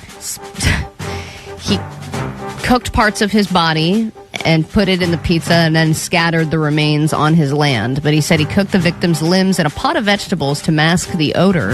And now he is accused alongside his partner and an alleged gravedigger who have both denied involvement in the crimes. But what? You don't really hear those kinds of things very often. What was the point of doing it on a pizza? For his own? He ate it? Or? I guess it's the only way people eat vegetables on a pizza. That is the only way I get my vegetables. A little bit of basil on top. I'll occasionally let it sneak through. And a little bit of arm. Yeah. Just a little something in there to make it taste better. That's tough because I love pizza so much, but I probably hate cannibalism. But I would be so torn if there was a piece there. Imagine the protein boost you'd get from it, though. Yeah. It'd be hard to waste a perfectly good piece of pizza even if there was human on it. Like, lettuce with bugs on it, you're like, get out of here. Yeah, I couldn't wait to get rid of that. But pizza with human on it, you're like, maybe. Depends. All right, consider this your booby roundup. I have a couple of boob-related stories in the news. Here's one. Skims is coming out with a new product, and it's called the nipple piercing bra. A bra designed to make life more comfortable for anyone with nipple piercings. Why couldn't I have, of course, what are the odds? A week ago, I pierced my nipple on this show, and now... Kim Kardashian is has to come out with a special bra for people like me? Yeah, it has built-in holes to fit your nipples comfortably so the metal isn't constantly brushing up against the fabric, which I guess now you can relate to. So true. And it's also a very boob job-friendly bra, according to the website. On the other hand, Whoopi Goldberg dropped the surprising bombshell that she hasn't worn a bra in 50 years and says, I don't mind if they hit the floor, they're mine. Beautifully said. All right, well, there you have it. That's everything going on in the world. We get into a brand new hour of the show right now, but the very first thing we do is reward you handsomely. Caller 20, 800-520-1067. Don't be a stranger. Let's make you a winner next. 106.7 KROQ FM in HD Pasadena, Los Angeles, Orange County. This is the world famous KROQ. All right, your mission, should you choose to accept it, is to call us right now and get yourself tickets to a show of your choosing. We don't give you the mission. You select your own. Choose your own adventure. Mission style, My Chem, Dodger Stadium, Linkin Park perhaps, Incubus, Blink-182, The Offspring. The choice is yours. Make it wisely. Caller 20. We'll pick you up in a moment. Nice to meet you. If you're new to the show, or perhaps you're just listening because you want to win stuff, that's okay as well. My name is Klein. That is Allie. Morning. DJ Omar Khan right there, the audio sniper. You got Jake the Nerd. What's that? Also, he is your pit boss, going around the streets, making sure that everyone's got the proper deodorant on during the heat waves. Do not forget your deodorant. That is a friendly reminder. In the back room, Postmaster Johnny and Vanessa. This hour on the show, lots to get to. I think we'll finally make room for what you rent. Oh, nice. Trying to figure out if people are truly living in what they're claiming is the worst rent city in America, right here. It's not just Southern California, Los Angeles, but California as a state.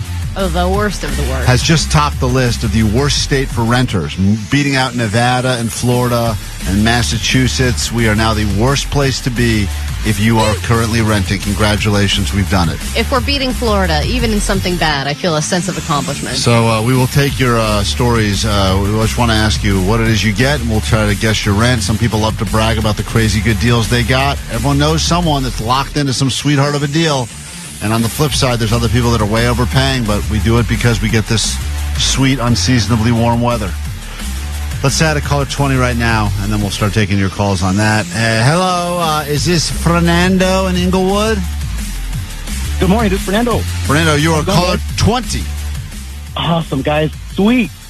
Sweet indeed. You will be going to a concert of your choosing, assuming you list one of the correct bands upon your future mission. Which band will you be seeing?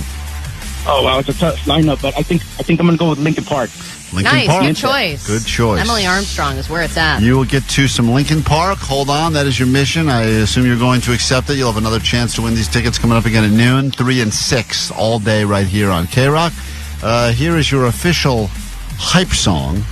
And then we will come back in a moment. And Jake has apparently been journal keeping again because of his new relationship. Ooh, I can't wait. Lots to get to this hour on KROQ.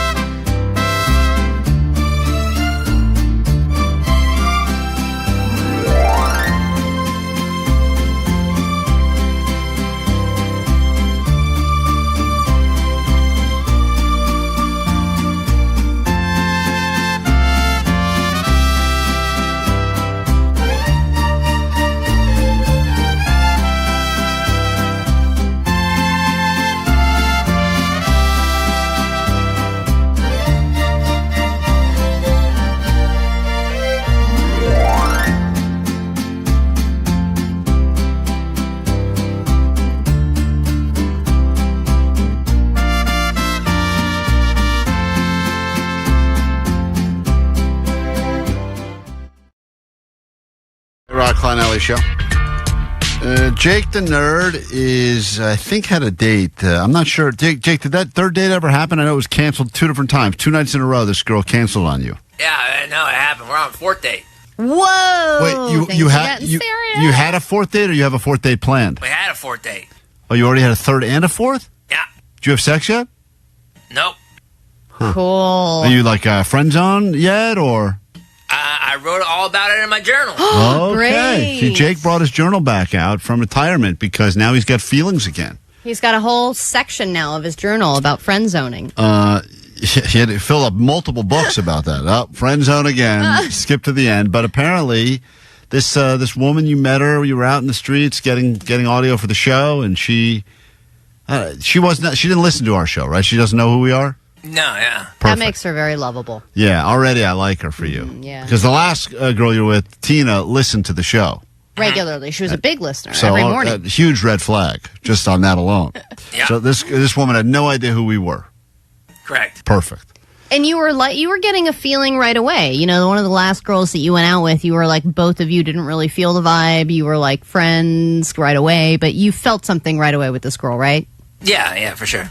So Jake has been writing about this in his journal now, where we left off. They had 2 dates. They were supposed to go on the 3rd. Everyone knows 3rd date is the most important of the dates. That's the clutch, yeah. That's the sex one, usually. Mm-hmm. And then she canceled, and then she canceled the next day, 2 days in a row. So we said, that's it, game over. But apparently, according to Jake in his journal, there's more to the story. So whenever you're ready, Jake, take us deep into your journal. All right.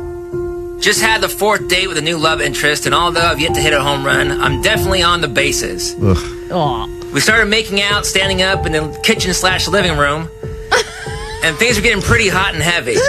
We had our shirts off, and I asked her if she wanted to move to the bedroom/study. And she said no. Oh. And I said, I don't believe you. Oh. And she started laughing. Then she said, if we put our shirts back on, we can move to the bedroom/study/nothing going to happen room. And I said, okay. So we walked 4 feet over to the more intimate wing of the Jake Shack and instantly took off most of our clothes and continued to make out. She's still not completely comfortable with me, and that's fine because I'm not completely comfortable with her either. Oh. I know this because I still get anxious and pit out when I see her. Oh, God. I made the mistake of wearing a tank top with her one day and was constantly worried that she'd feel a sweat drip. If she did, she didn't say anything because they were definitely coming down like monsoon season. Oh, my God. Anyways, if I ever get lucky enough to drive the Wienermobile to Pound Town, a tiny towel ain't gonna be enough because I am backed up. Ew. It's gonna be like Pompeii. Ew. Good night, Journal. I love you. Oh, my Lord. That was too much. Yeah. That Vanessa was. loves Jake's journal. Yeah. I did not like this one. Oh, my God. That is nauseating. My work is done here. It was graphic. Yeah, you really did paint a picture there. You're almost writing erotica at this point. You've moved away it's like from... non-fan fiction. Yeah, neurotica. Neurotica. So then what? So okay. Oh, yeah, follow-up questions? Oh, yeah. So you started making out on the 3rd date or the 4th date?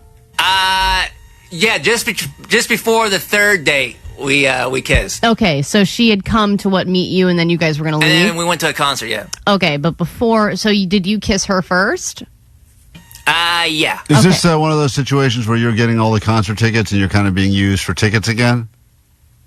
No, I don't think so, but I did get the tickets. You did? Okay, got it. And was this a band she cared about, or is this a band that only you know about? She did not know about them, but she had a great time. And what was the band? I don't know. I went to go see OK Go.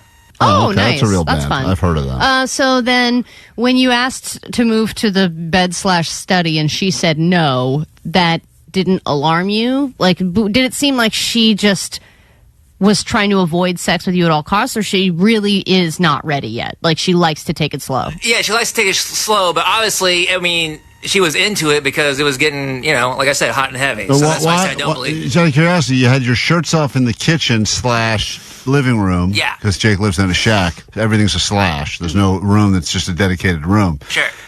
Why didn't you just keep going in the kitchen? It seems like things were moving nicely in that part of the shack. Why did you even try to move 4 feet over to the other part of the shack? Because it's just more comfortably horizontal. So then you gave her too much time to think about it. Exactly. She realized what was happening. You gave her enough time to come up with a compromise of putting your clothes back on to go to the bed. You gave her time to think, I'm standing here shirtless in a man's shack. I need to get out of this situation. Right. But then she agreed, and then we took our clothes back off, so it worked out. So you just did heavy makeouts. Yeah. And as we get into our next topic, which is what's your rent, what do you pay to live in this shack, which is in the backyard of a house somewhere in the Burbank area?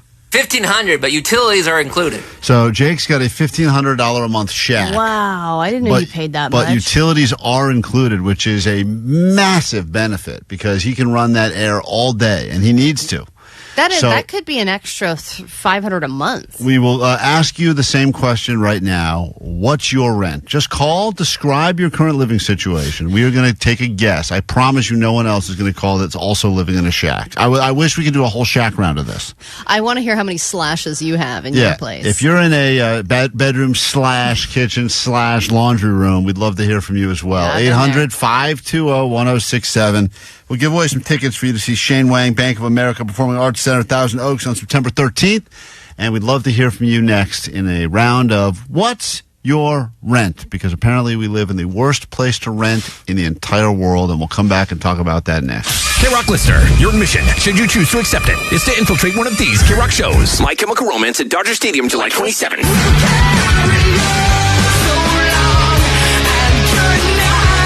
The Offspring at the Kia Forum, August 29th. Incubus at Intuit Dome, October 4th. Let's go! Blink-182 at Acrisure Arena, October 5th.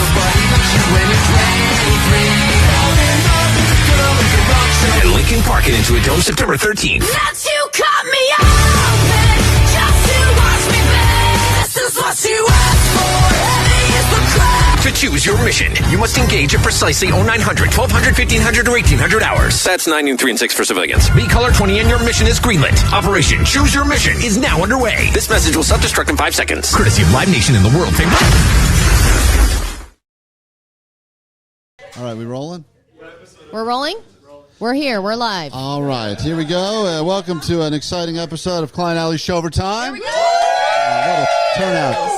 Nathan's, here's where we are at, doing the show on the road. We've only done this one other time, the podcast on the road, and I think that was when we were in Vegas, Allie, and you were hammered. Oh, my God, yeah, I was shit-faced. And I think you never forgot it. You enjoyed listening to that back. I never wanted to listen to it again. Here we are. In moments, I'll be getting my nipple pierced. I like that the sign here says Nathan's, established in 1993, Pokey Stabby. Yep. We'll be experiencing some pokey and some stabby coming up on the show. Also going to talk to the man behind the piercing himself. Nathan will be on. There's already been a lot of conversation. Thank you to all of the wonderful diehards that came out today. The man who made this happen, of course, Blind Charlie. Blind Charlie. Well, me. The idiot that made this happen is me. But Blind Charlie, who donated the money to put us over the edge, is here as well. And he will be able to pierce my nipple with his walking cane. Yes, and Blind Charlie has also already felt Klein's nipple. Charlie, what's your review of Klein's nipple? Tiny. Yeah. And I asked him what it said in Braille, and he did not like that joke. But it was a great joke. Ah! Yeah. Very short book. What does my nipple say in Braille, Charlie? It says, ouch. Yeah. Thank you. It's funny how many people, some people that I met here called out work today. They faked the sick day. There's people that actually drove all the way from the Bay Area to be here for this. Wow, this is a long way to travel for I feel that, but terrible. it will be worth it. You will all be incredibly disappointed, but let's get going because we have a lot to talk about on this episode. How do you feel? Did you take something? I'm drinking, Suave Agave showed up as well, our tequila expert on the show. Because you seem calmer than you did a couple of hours ago. He made me a Paloma, and I drank a shot in the car as well, and now I'm having a Paloma. Oh, good for you. And so we have a lot of people to talk to, though. So why don't we start with the surgeon that will be doing the surgery on my nipple in just a bit. Come on in, Nathan. Nathan is Come on into your office. A great guy. Thank you for letting us be here. Take over. Nathan, give it up for Nathan. Nathan's good to be here. Give it up for the surgeon. Thank you for opening up your shop for us. We greatly appreciate it. And for anyone that would like to get something pierced or tattooed, tell them exactly where they should go.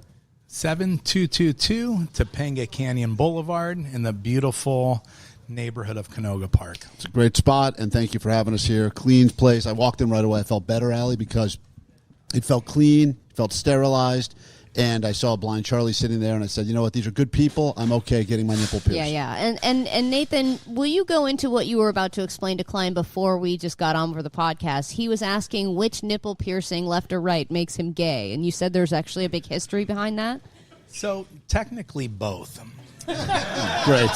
So Super. either one will make him look gay? No, I think I have to do both of them. Oh, Is that got what it. you're saying? Is it either one or is it both together? So a lot of piercing started out in West Hollywood in the late 70s, predominantly in the gay community. Right, great. I'm so happy about this, Allie. Yeah, it's Pride Month next month. You're great. getting ready. Getting a jump start. So they had a code called the Hanky Code. Yes. And it was also transferred over to key fobs and earrings. And certain colors that you wore made you... Yeah, either it a would be sub- top, bottom, yeah. Exactly. So the left side was a dominant side. So like say black was you're in a S&M.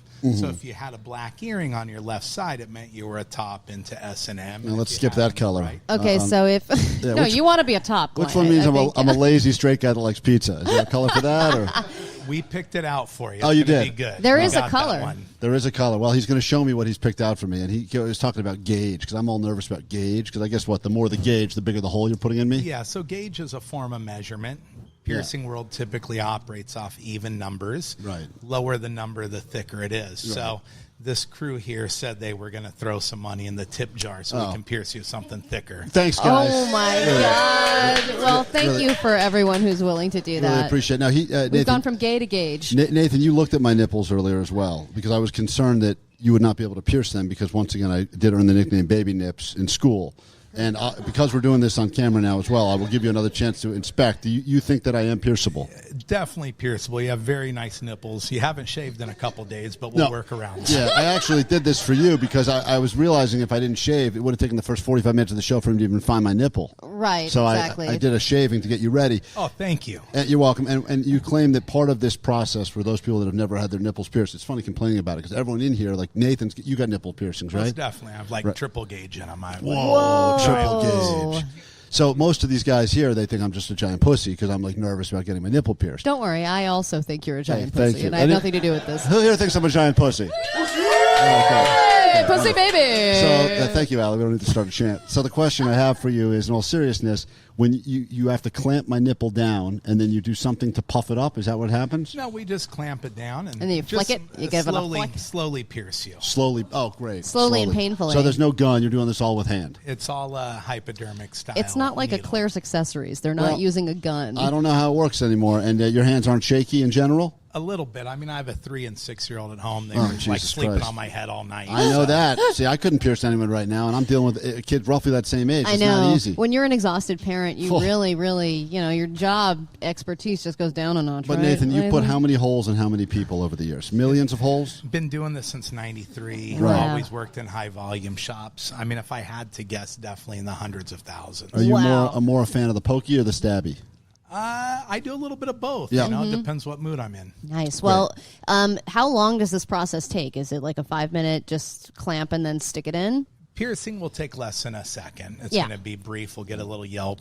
Well, the bitching will go on for days, so just don't any, worry. Yeah, and then any advice for Klein on how to breathe through the pain or something, because he doesn't experience pain like this often. I don't so like how needles. can he? And he doesn't like needles. So what advice do you have for him? Let me just say, emotional pain I've dealt with. I'm good with that. That's my comfort zone. But physical pain in the form of needles, I really do not like. Well, oftentimes, if you look at it from a psychological aspect, those that deal with a lot of emotional pain do well with physical pain. Okay, so I maybe think- this could be. I could be some kinky freak after this. Cool. Huh? That's what I'm trying to get you to keep All right, it in. let's go. I may leave here with leave here with my dick looking like a Christmas tree, Allie.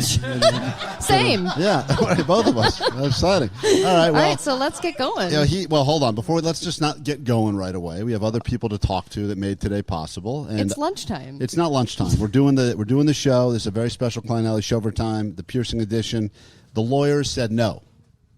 And then they said no again. Even to this, the lawyers said no. So we are in violation technically of the company Oh, wait, lawyers. they said we can't do this? Yes, because they said that if we're using any of the company's equipment or broadcasting this on any, even if we put a clip of this on the show tomorrow, then we have violated whatever they've said. So understand. But it doesn't violate what they said, because what they said is that we can't have somebody in the studio because it's not like an approved piercing location. Listen, I don't know why they said what they said. You're but making shit up. we're here anyway, so at this point we're Yeah, committed. I know. I'm not All right. making shit up. Okay. But that's fine. We may lose our job over this, Allie, but that's your call. All right. So and you were going to show me what I believe your wife is going to show me what it is you're going to put in me. Is that right? Yeah. All right. Let's see what. Yeah, Crystal, why don't you grab... Crystal, show us. Come on, Crystal. Come on, Crystal. Crystal. Crystal. Is Crystal happy about doing this? Is Crystal happy about doing this? Is she happy we're here, or is she like, God, Klein Alley Show. Los Angeles, great place to live some of the time. California, great state to live in. However, according to new research out this week, if you are a renter, many people are, you live in the worst state.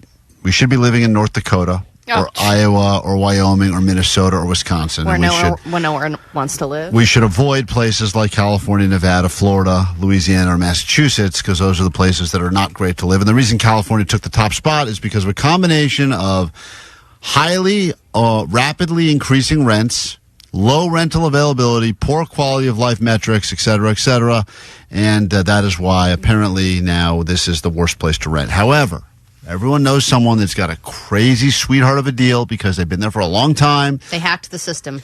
Or they got a place that was passed over from a place, or they pretend that they're going to be the manager of the building, which pretty much means they just have a wrench. Yeah. And that's a good deal. I got to do that. Be like a super.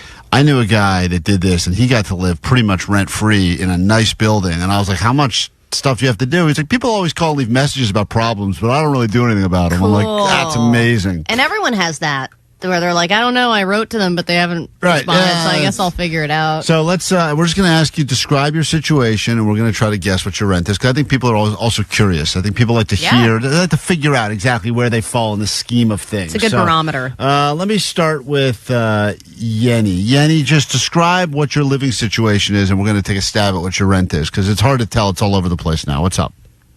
Okay, so I live in Cerritos. Okay. It's a town home.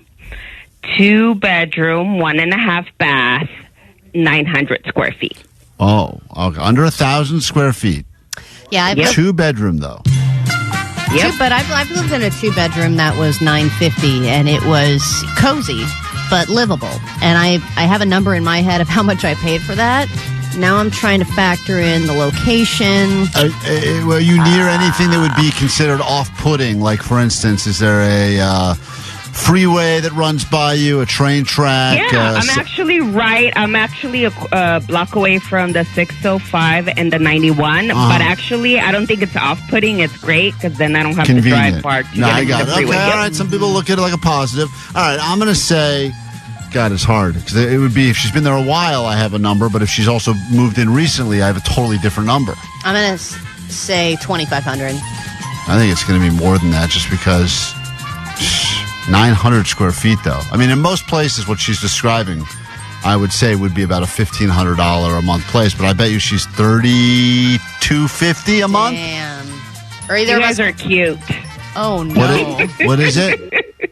It's $4,500 a month. Oh my God. For 900 square feet. Almost $5,000 a month for 900 square feet. A block from the 605. Well, it is close to the 605. So someone is hearing this right now, and they are thinking to themselves, I've got a similar setup to what she has, and I'm paying way less. So they feel great about themselves. And someone else is going, man, I am also in a similar situation. I'm paying $6,500 a month. I don't know. I mean, with those townhomes and stuff, it's like, okay, if you're in a community that has a ton of amenities and stuff like that, then you can justify raising the price up like that. But if it's just the place and that's it, then that's way overpriced. Maddie, describe what you got going on. We're going to take a stab at your rent. What do you got?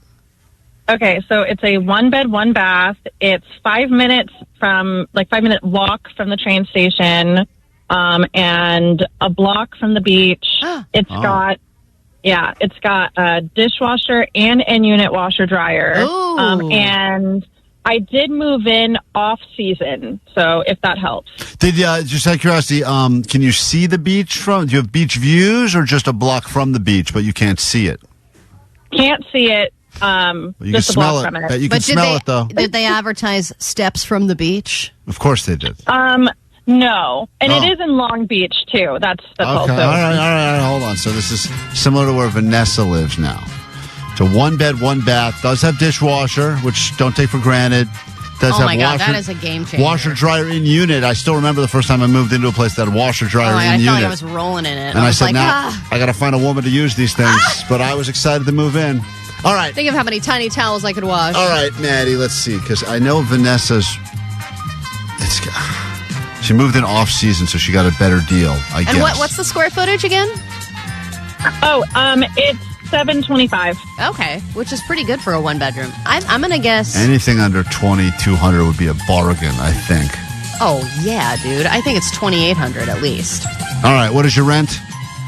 It's $2,250. Oh man, you were so close to being in that sweet spot. $2,250 for a one bed, one That's bath. pretty good. So, you know what? And it's sad that we think that's good. And by the way, who is that? Matt, did you live with anyone, or you live by yourself? I do live by myself. Oh, okay. Yeah, you got to get some roommates. You got to get in a throuple. That rent becomes real affordable. Once you have no roommates, you can't go back to roommates. I know, but it's also sweet once a month when you got to pay that rent. When you're like, hey, everyone else got to throw in. I know, and then there's that one person who's just missing at the first of the month. Now that's a beach one. So there's a high markup for living near the beach. And you're right, they do like to use that phrase "steps from the beach," even if it's 5,000 steps from the beach. They love to use it. Yeah. Let's go to Burbank. That's Jake's neck of the woods. Yeah. And just see, because Jake lives in a shack and he pays $1,500 a month for a shack. Utilities included, though. Shannon, describe what you're living in, and we'll try to figure out if we can guess your rent. Okay, I live in the Rancho area of Burbank, which is just east of the Disney Studios. That's where the horses ride around on the streets? Yeah. I like that place. It's 1,100 square feet. Wow. 2 bedroom, 1 bath, and in a garage. And a garage, or in a garage? In a garage. No, and a garage. Oh, and a garage. Okay, so you get the garage. Doesn't count towards the square footage, but it's great to have a garage. Can you fit a car in there, or just boxes and stuff? Just storage. So you can't even park there. Okay. Huh. Dude, I'm so torn. Because that horse neighborhood, though, that's got to be a really big... That's got to be way more expensive. Is it a 1-horse or a 2-horse garage? It's a 1 horse. 1-horse garage. Okay.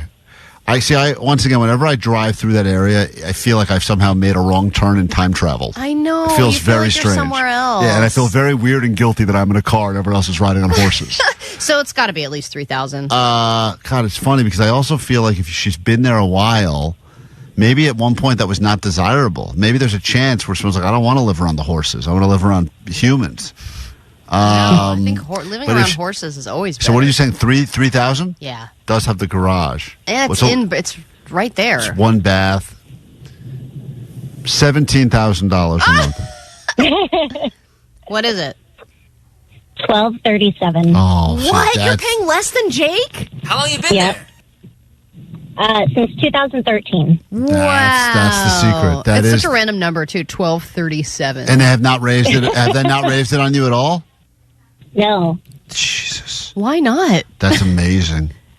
I mean, that's really remarkable. It's like they must have just forgotten that they even have that property. I know a friend that's the guy that owns the place, doesn't even live in the country. I don't think he has any idea what's going on. Wow. And his rent has stayed the same for 7 years. Cool. I mean, that's you found a gem. I mean, that's just unbelievable. And you walk outside and you see horses and feel like you're in paradise. I would step in horse manure every day if that was my rent. To pay $1,237. Yeah, oh yeah. I would dive into it, face first. That's truly remarkable. Unbelievable. All right, we'll say hi to Chris right now. This will be the last one, Allie. We have not done a good job of guessing the rent so far. Chris, good morning. You're on KROQ. What's up?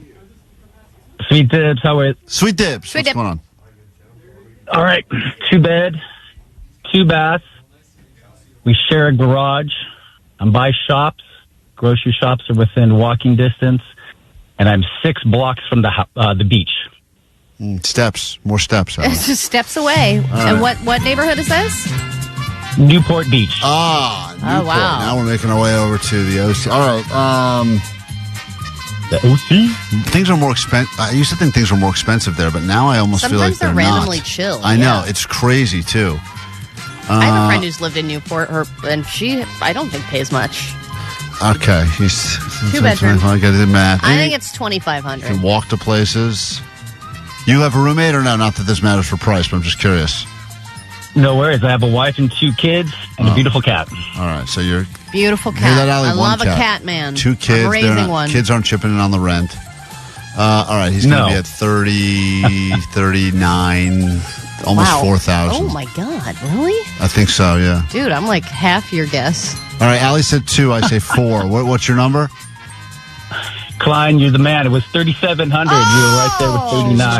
All right, now I understand why we live in the worst rental place on the. We're going to play this game again next week, but we're going to play it with only places available in North Dakota. And the number every time is going to be $400. $4. It's going to be $4. $4. You can go to North Dakota. Thank you for joining us, KROQ.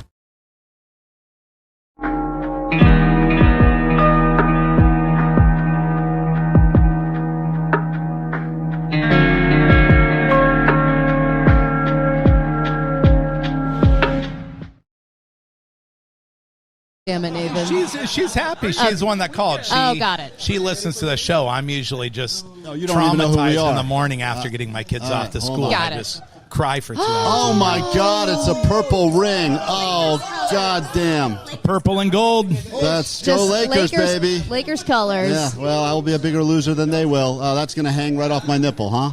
And in the gay culture, it means that you love butt plugs. Great. Wonderful. Is that true? No. Definitely. All right, well, get in there, get comfortable. I'll be joining you in a few moments. That's the great Nathan. Thank you, Nathan. We'll see you in there in a minute. Give it up for Nathan.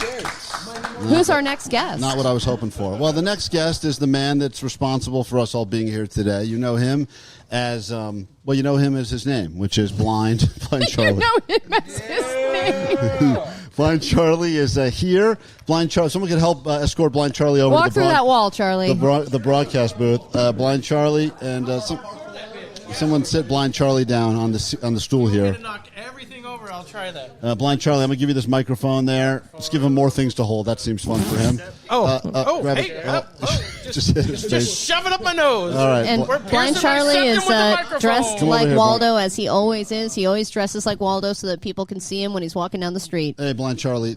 Once again, you know, I don't know how you discovered our show originally, but this has brought you a lot of joy, and as a result, you have felt to give back to the Special Olympics was an honor, and you gave thousands of dollars. Yeah.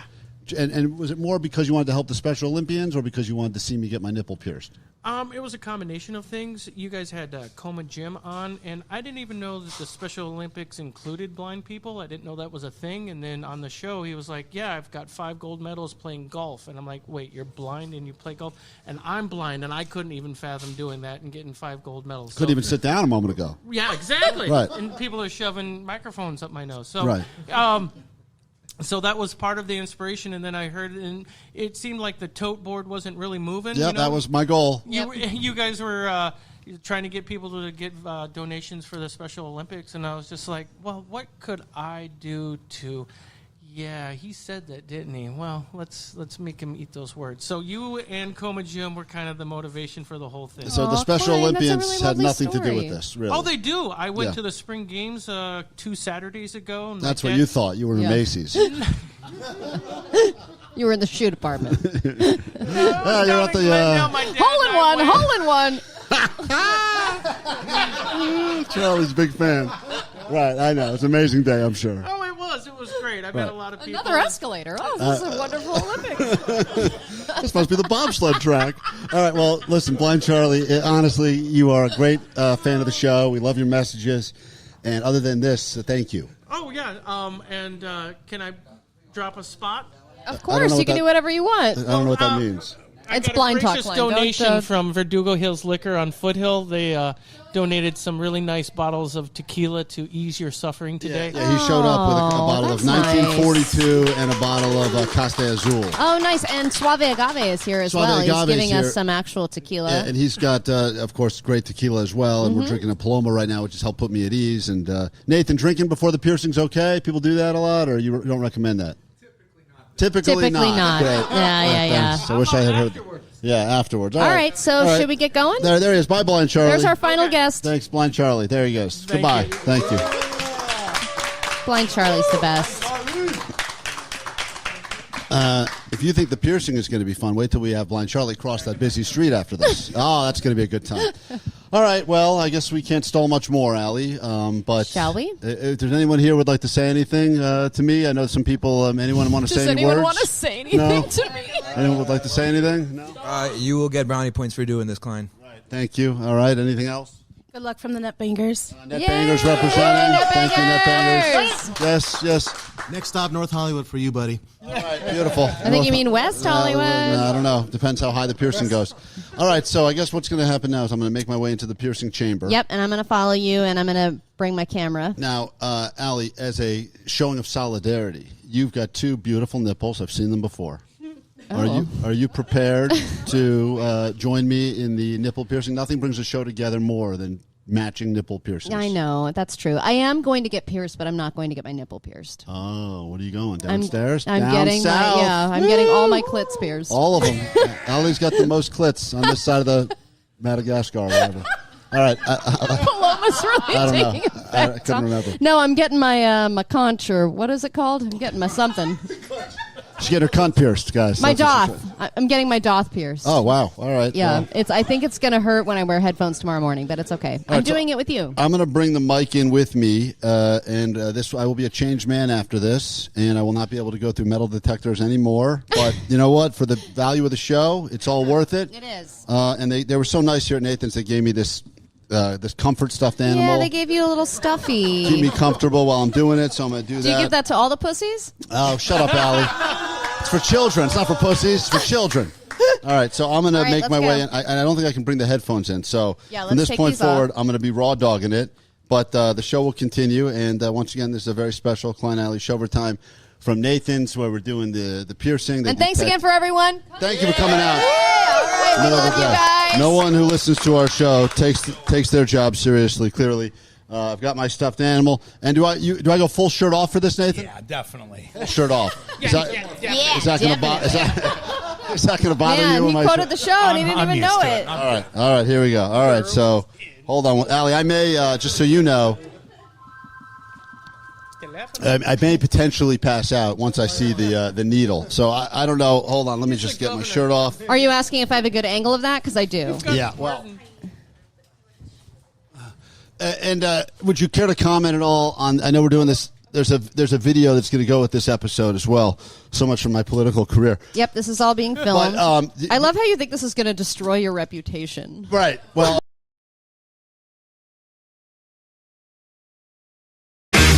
All right, KROQ, we're about to get the hell out of here. Make way for Nicole Alvarez. Gives you 40 minutes nonstop KROQ and more of those tickets to a concert of your choosing as you select which mission you would like to be a part of. I recommend highly you go with MyChem Dodger Stadium. I always think when it's an iconic KROQ band at an iconic LA venue, you can't beat the combination, but perhaps you're in the mood for some Blink or some Incubus. Linkin Park, the choice will be yours, and you'll have another chance coming up again at noon, 3 and 6 all day here on KROQ. What do we got for takeaways before we officially get the hell out of here? All right, 626, my takeaway is being a fan of a Klein Alley show is a huge red flag. Red flag, undateable. But also, we've met quite a few people are dating as a result of this show, so I guess you have to find two people that listen to the show and like it. Yeah, 626, my takeaway is I now hate every person named Sally. Thanks, Klein Alley show. Yeah, we played some country this morning, and we will never do that again. Cool. 818, my takeaway is no better way to start the day than from hearing from Maddie the Masturbator. We had Moist Joyce and Maddie the Masturbator. It was a great show. Jam-packed show today. Jam-packed. 650, my sad takeaway is the last week of school is the best your life will ever get. So jealous of you kids. Last few weeks of school, that feeling, bottle it. Man, I would love to feel that again. A couple teachers actually reached out to us and said that even though it's not the exact same feeling, if you are a teacher, you do... You get maybe a tenth of that. You get a watered down version of it. You get like the dupe version of that feeling. I'll take a dupe version. You get the Temu version of the last week of school. 909, my takeaway is Allie wearing a bathing suit is a hate crime for Klein. And sure is. 818, my takeaway is R.I.P. Housefish, otherwise known as the fish on the left. Allie lost her fish today. She never gave the fish a name, but her fish died, and Allie's mom was on. If you missed the whole show, please download the podcast wherever you get your podcast, or if you want to watch the show, we're on YouTube. Full episode will be going up for you to check out in moments on KROQ's YouTube page. Jake the Nerd, you got a takeaway? Yeah, I do all my shopping on what? Allie's mom's favorite shopping site. Allie, takeaway? My takeaway is Father's Day is all about making movies. It's all about making movies, according to Allie and Tom Cruise. Omar Khan, take us out. We'll do it tomorrow. Try to do it better. If you need us in the meantime, Goatline's open for you now. 844-956-GOAT. Bye. that they feel that that you know they feel that Presenting tips to prepare for KROQ's 21st Century Memorial Day Countdown this weekend. Gather your favorite photos and music memories. Share them with your pals. It's more fun that way. Snacks? Check. Fizzy drinks? Check. Don't forget the napkins. A well-fed listener is an attentive listener. It's the top 250 songs from the last 25 years on the KROQ 21st Century Memorial Day Countdown. Stay tuned for more. As opposed to anything else we've done in the last day. Should I lay down? Is that the? Let's have you scoot over a little bit to your left. Yeah, I want you to be comfortable more than me. You're the most important guy here, and got to breathe through it. Do you have a puke bucket?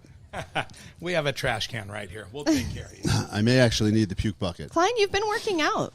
I see a muscle. Thank you. Look, that's a muscle. That's just a muscle. I rented that for the podcast. Nathan, what do you think of my areolas? They are, now looking at them, they are rather tiny. But thank you. Is it the tiniest nipple you've pierced? Can I get a water? Is there a water anywhere in the building? Just a water to wash down. This is not a good angle on my stomach. It's making me look like I have a bit of a fupa here. Oh, come on. I know fupas, and that's They're all sterile. They're all single use. You can see it right there for you and you only. The needles look very big, way bigger than I. Thank you for that. Some water, just washing all that tequila. Man, that's good stuff. I can't Allie,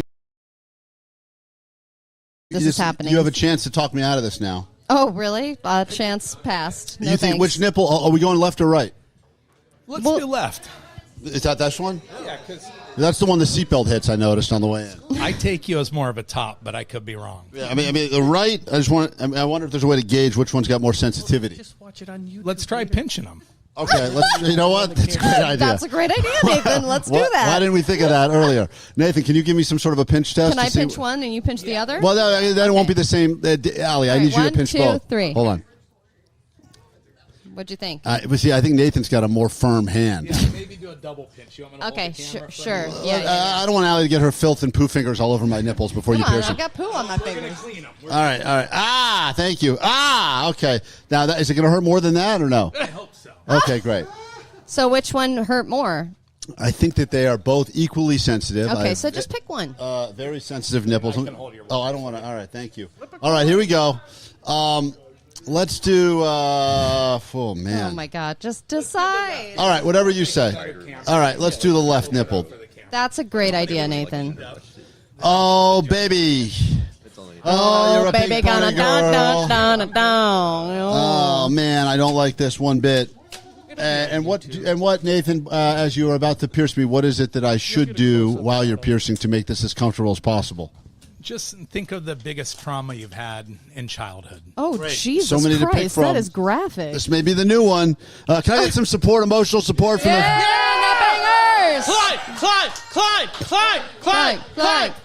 Klein, after this happens, I will have a lot more respect for you. And I already have a lot of respect for you.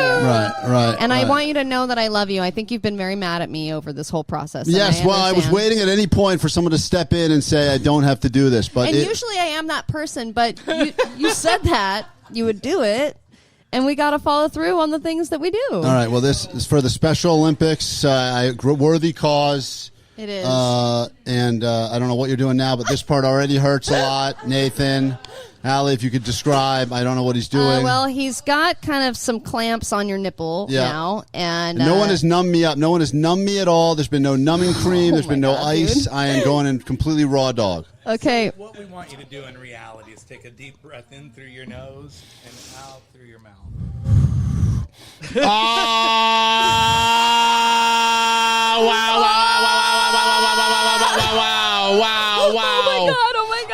Wow, that hurts a lot. It's still going. Oh my God! Oh baby! Whoa. Oh wow! Thank you, Kelly Clarkson. I'm looking at Allie's face. She's in shock. Oh my God! I am in shock right now. This is crazy. Oh my God! Oh my God! Why are you still playing with my nipple? Whoa! Fuck! Oh my God, you're bleeding. Okay, I'm a Oh my bleeder. God, you're bleeding. That happens. You're bleeding That's a lot. Okay. Yep, that's right. Oh my God, Klein, you have your fucking nipple pierced All right now. Wow, Oh thank my you. God, I can't believe Give it it. up for Klein. Oh my God.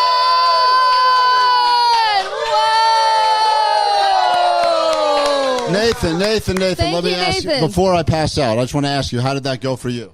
I think it went well. Earlier in the day, I pierced an infant. What? And they cried less? Yeah, cried less. And the infant got both nipples pierced. Whoa! Wow. Okay, well, this place does it all. That's This a is joke, a very by the way. large ring. Oh, man. I do not feel... I'm going to lay down. I'm going to hold on to my supportive... Hey, let's give it up for Klein, man. Klein fucking pierced his nipple for the show. Oh my God. I'm proud of you.